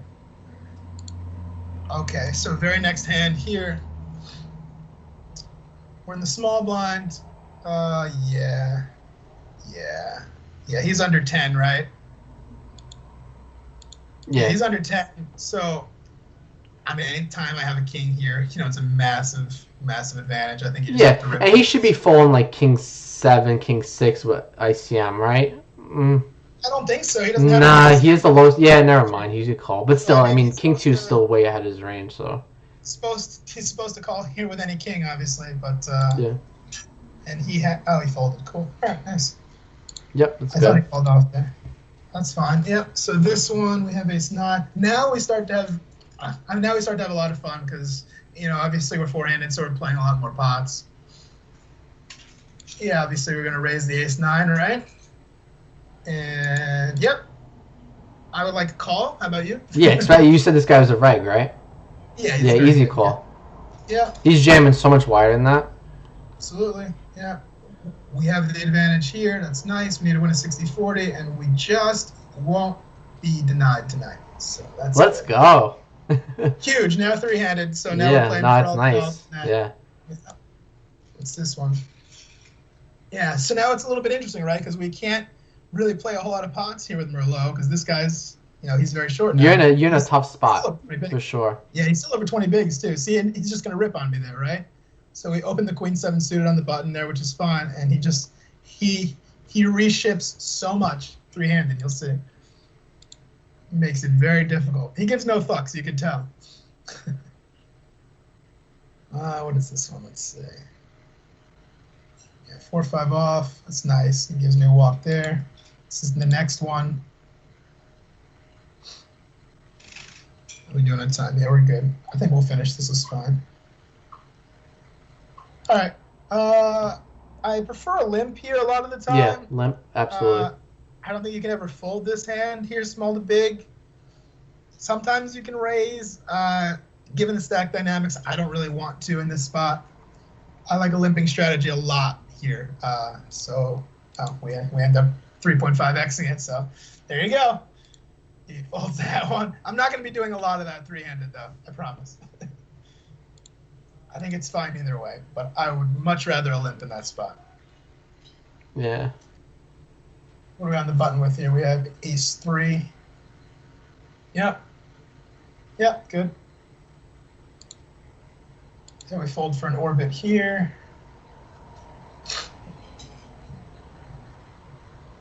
What are we in the big blind with? Queen 6 suited. Okay, so yeah, it's a very easy call again, right? Yep. You're like never 3-betting him ever, except with like a really strong one and like very rare bluffs in this spot because you just really don't want to be knocked out third. Yep. Yeah, so we call. Okay, that's fine. Check call almost every time. I don't see any reason here to do anything else, right? Yep. Unless if he goes like giant. Oh, he could. I mean, he has to go over half pot there, right? Because it's a very, very wet board. I'm still not folding, but it doesn't feel great, right? Yeah. So he goes 105. So we call. Hello. Wow. Let's go. What is your plan here if he goes like 60, 70%? I think it's just a call down, yeah? Yeah, he still loses 10 jack. And you still have 10 jack. Yeah, it just feels real bad if he 60%'s the turn and then he rips river, right? It's not going to feel good ever, but I don't think you can fold. Honestly, Ross, I like... Maybe fold river. Yeah, maybe fold river because of ICM, but... Whatever. Yeah, just let's see what he does. We're speculating right now. Alright, so he checks. Yeah, and we have a horrible river card. Yeah, I mean, it's a great river for him to bluff, though, so we have to check. Yeah, he checks back, luckily, which I immediately saw him check back that spot. And obviously, he has a really nice hand for him to check back there. I think he should be firing that river like almost every time. So that was a little bit interesting as well to me. No, I mean, he has lots of he's value fine. in his kings, in a sense, right? Yeah, no. Yeah, so we're starting to close the gap a little bit with him, which is good. Here we're in the small blind. We have 8-7 of hearts. Yeah, he's okay. Nothing he can do. It's fine. Here we got the 10-7 on the button. Yeah, so obviously, like, you have to be a lot more active here when you're 3 and 4 handed. There's no way around it. So you just got to know. I mean, you got to know a lot. You got to know your ICMs. You got to know range advantages even better. This is the most important time in the whole tournament. Yep. So we take that with the 10-7. Fold for an orbit. Then we have ace-8 on the button here. And we have an easy open again. I was surprised by this. If he jams, you're calling, right?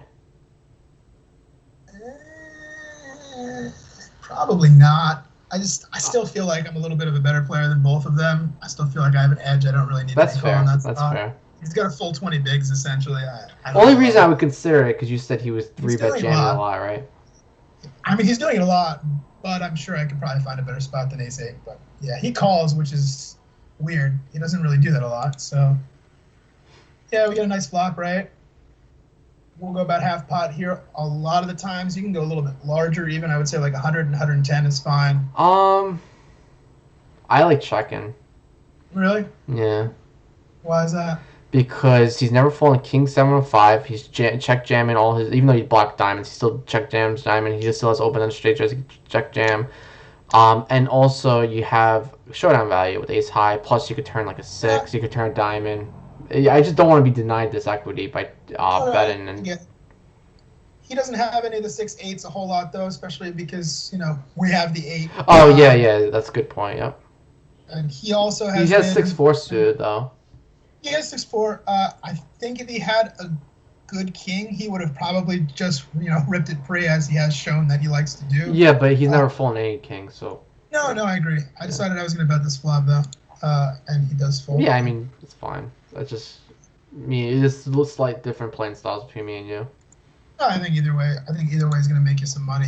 I don't think he's very comfortable, when it's not pre-flop, so you can kind of see that. What do we have here? Yeah, 7-5 of clubs. We'll raise that. All right, so this is good. He's playing out of the big blind now, actually fairly passively, which is nice for us. You're lucky you're not getting more pressure from Malone. Wait till we get heads up. I run this dude over. Yeah, 2's obvious. Oh, now yeah, it's snap fold, yeah. Close. Ace-4 next hand. We're almost home, guys. Everybody stick with us. We're almost there. It's very important stuff here. Yeah, I think you're... I prefer a limp in this one, too. Yeah, I definitely like limping. I prefer a limp. Yeah. All right. I don't think it's a huge mistake, but when we get this flop, I'm absolutely done with the hand. Yeah, I'm just trying to check fold that flop. It's fine. He's going to float me a lot there, and he's going to make me miserable, and I don't have any blockers of any kind. I'm just letting it go. This is ace-9 on the button. We're under 30 bigs now. Easy raise. Yep. I think if you ripped in that spot, I think it's a little tougher. What's big blind? 40K right now? Yeah, so he has like 18, 19 big blinds still, but yeah, it's a tough spot. And then here's a huge pot that we are not involved in. Luckily. 10-4. Rip. Oh, was okay. It's only it shows their stacks. Yeah, it doesn't. Yeah. It's not as fun as I thought it would be. Okay. Now we have the 8-10, I believe, suited on the button. Let's see. Let's speed these. Yeah. Yeah. All right. So we raise and take that one. Next one from the small. I want to see myself have a limping strategy more, and I didn't follow my plan at all.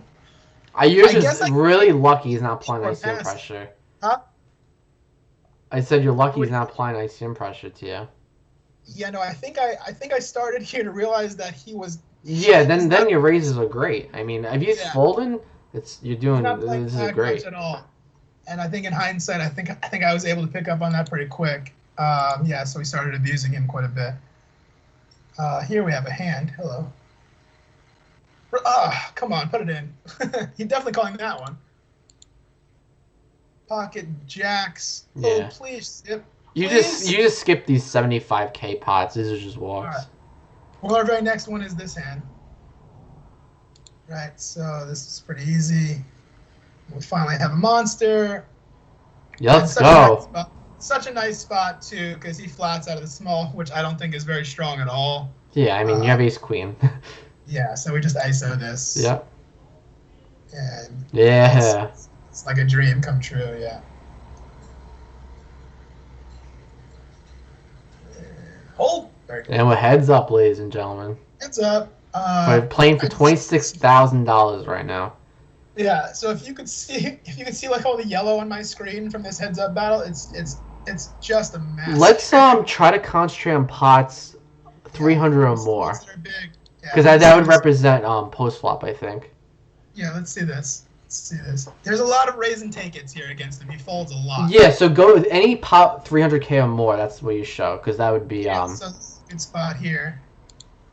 I could see he's being, he's not being so aggressive. So I used ace-5 off as a 3-bet here for a bluff, and he folds. So that was nice. Yep, I like it. There's a lot of raise, take it, raise, take it, raise, take it. Yeah. This one, let's see, we're almost done. Speed these up. Yeah, so I adopted a little bit of a limping strategy because I was hoping he would start turning it up a little bit, and he just did not. He didn't apply any pressure to me at all. So we bet flop and we take that, right? Yep. Next hand. This is a biggie. Let's see. Oh, this is great, Ross. Yeah, obviously you can see the stack gap is very narrow now. Yeah. I was so aggressive. He opens. He keeps using a min open, which I don't think is very good. Heads up, we're actually pretty deep. Well, I guess now we're not. You have 40 big blinds deep, right? Yeah. So I like 40 big blinds deep. I think I go 2.5. I would probably increase a little bit. I think I was going exactly that here for all my raises, and he was folding to every one of them. He opens the button here. We defend Queen Jack. Yeah. Sweet. So it's gonna be check call. There's gonna be check call, check call, check call. Oh, look at that. How good do I just run, right? You lead. I love the lead. I led turn to check. I love it. I never do this. I never do. But he should check back aces, kings, queens, tens, nines. I love it. I love this lead. This is good. I never do this. I was also hoping as well. I was pillaging this dude. I was hoping he might spaz. He calls turn though. This is great. I'm in love with this. And then he has to fold river. Yeah. So then we go big on river. But yeah. No, sweet lead. Yeah, thanks. And then, we're still very close in chip lead. Here's a sizable one. He calls, which he did not do very much. check back is fine here. I like a small bet. I had been c betting almost every single time that he defended, so I actually decided to check back this one. Okay. And then hello. Oh boy. Give him the ring now. Please, yes. So we bet here. I went about half because I don't want him folding a queen ever, right? Nope. He calls. I hope you bet big. Such a clean river. I think we got like 350, 360, right? Yeah, 315. Okay. Yeah, I would go on a little bigger personally, but that's fine. He calls. He had sixes, so he's getting sick of my shit. Yeah, but I think six is a good call. I think that's fine by him. I forgot what the pre-flop action was, but post-flop, that's fine. Yeah, so just so you know, there's only 17 hands left, and I win 15 of them. So I guess if that's any indicator for how things go. So I'm going to skip ahead a little bit. So we have a chip lead now after that hand. Do you get into like any tough spots? Like no. I had zero. The easiest spots. Heads up, like you just. Easiest. I mean, I just caught cards. Yeah. Win every time. It's nice. I have ace queen here. I was hoping he would decide he was getting it a little sick of me, but he never does. He just lets me chip away at him the whole time. He just Here's the pot we played. A little bit of a sizable pot. Let's see. I would not take my foot off, and he never adjusted, so I kept going, you know? Yeah. I'm going to c-bet this every time, too. Yeah, I like you have a lot of backdoor equity, yep. I would go like 170, 180, I think is good. Perfect, yep. Yeah, 168, yep, I like it. It's fine, and we hit just a very sexy turn card. It's so nice. I'm going to go, I have to make sure I have enough in order to shove river 2, so I think I went like 305 here, I believe. Let me see. 355. Yeah, 350 is good, yeah. I mean, you could just see how, I didn't have to do anything. It was so nice. And now we just have a massive chip lead on him. What's this one? Yeah, he rips that, so we have to fold out. That was one of 2 hands that he won in the last 19 hands. Let's see this hand. This is a good one. Let's see, he just rips. Yeah, here's the other one that he wins too, and then after that, it's done. Yeah, we fold queen 10. Why would I ever call that spot? Like, why? No, yeah. I technically I know you should, but you're doing like the way this is going. You just want to avoid big variance. Yeah, there's no reason for me to gamble there ever. Yeah. He said I was hoping he rips there, but he doesn't. Next hand is king queen. I really like your queen 10 fold, by the way. Like that's really good. Yeah. I mean, if he was like a really aggressive opponent. No, yeah. If it was, yeah. I mean, you don't want to gamble there. No. Even though technically you should call. Try and trap him with the king queen. He does not take the bait once again. Very passive. Yeah. And you just smack top pair. That's it. You know. And we bet again. Yep. Yep. But like the double barrel, like the sizing. Yep. I get 2 streets from him. And, I think you guys still bet. I think I could probably rip river. I didn't really think I needed to. Yeah, I think you chipped it down. I think he actually folds a 7 on turn, so I'm not really worried about a 7. Yeah, I think it's a fine check back, and then the very next hand we get king queen again, and now he's actually fairly short. He's 10. Oh, he's like less than 10 bigs, yeah. Yeah, he rips. We call. And then, we're not folding king queen. Yep. Nope. And you just have to run really good and win all your 60-40s and you'll win tournaments too. And that's how you win $26,000. I had such a pleasant experience playing this dude heads up. I think he's a nice guy. It was just a walk in the park. To be fair to you, I think you played great throughout the whole tournament. You know, like we literally went through all your hands, and thanks. I think you navigated the tough spots very well, and it was good. Yeah, nice job. Nice win. Nice score. Your second ring. It must feel good, man. Yeah, it feels good. It's awesome. Yeah, I think this is really fun. I would like to maybe do the ACR win, sometime soon, because that was a shit show. I'd like to run through that with you. Yeah, that'd be cool. Maybe we'll stream it. You know, if you guys like this, we definitely do this again. Yeah, for sure. Hope everybody has a good Sunday. I know it's a really huge day for us, so hopefully everybody has a nice day. Yeah. me and Ross will be playing tonight. We're going to be doing the WSOP 300K guaranteed tournament. I think it's a 525 buy-in. And then also, we're both looking forward to the Borgata 1K, which is a 2-day tournament, and they're streaming the final table live, so it should be fun. Yeah. What's the guarantee on that, Ross? You remember off the top of your head? Is it 100K? 125K. Nice. I think, yeah. Yeah, so it's going to be a big Sunday. Should be fun. Yes, sir. Hope everybody does well. I think this was a nice exercise to go over, especially, before the grind on Sunday. No, helpful for me too, because you can see I openly admit if I fuck up a hand. So I mean, obviously, nobody's perfect. I can see I made a couple of mistakes there, and that's how you get better. So for sure. Yeah, I think we definitely had some nice dialogue between the both of us, and you corrected some of my lines, which I agree with you. Maybe if you agree with some lines I took, would have took. I think it was good all around. Thanks for being on the stream, and I appreciate you letting us take a look at your hands and going through each decision. I think it was very helpful for all of us. Yeah, man, thanks. Absolutely. It's I mean, obviously, you have to run good in a field like this in order to win. You can only control what you can control, though. So yep. All those hands that were tough, you just got to navigate those. That's important. All right. Yeah. I just want to say thanks everyone for watching. I hope you enjoyed this, and if you guys like it, feel free to we'll think about maybe doing Ross's how much you win on the ACR run, like about the same 26K. 54.5, I think. 54,000? Yeah. Oh shit, my bad. I got completely wrong. All right, so you won like double that. Never mind. This is fucking beast over here. Margin, for sure. Nice job, man. That fucking sick. Yeah. All right. Thanks again, everyone, and until next time. And good luck, everyone who's playing. Have a good one. Take care.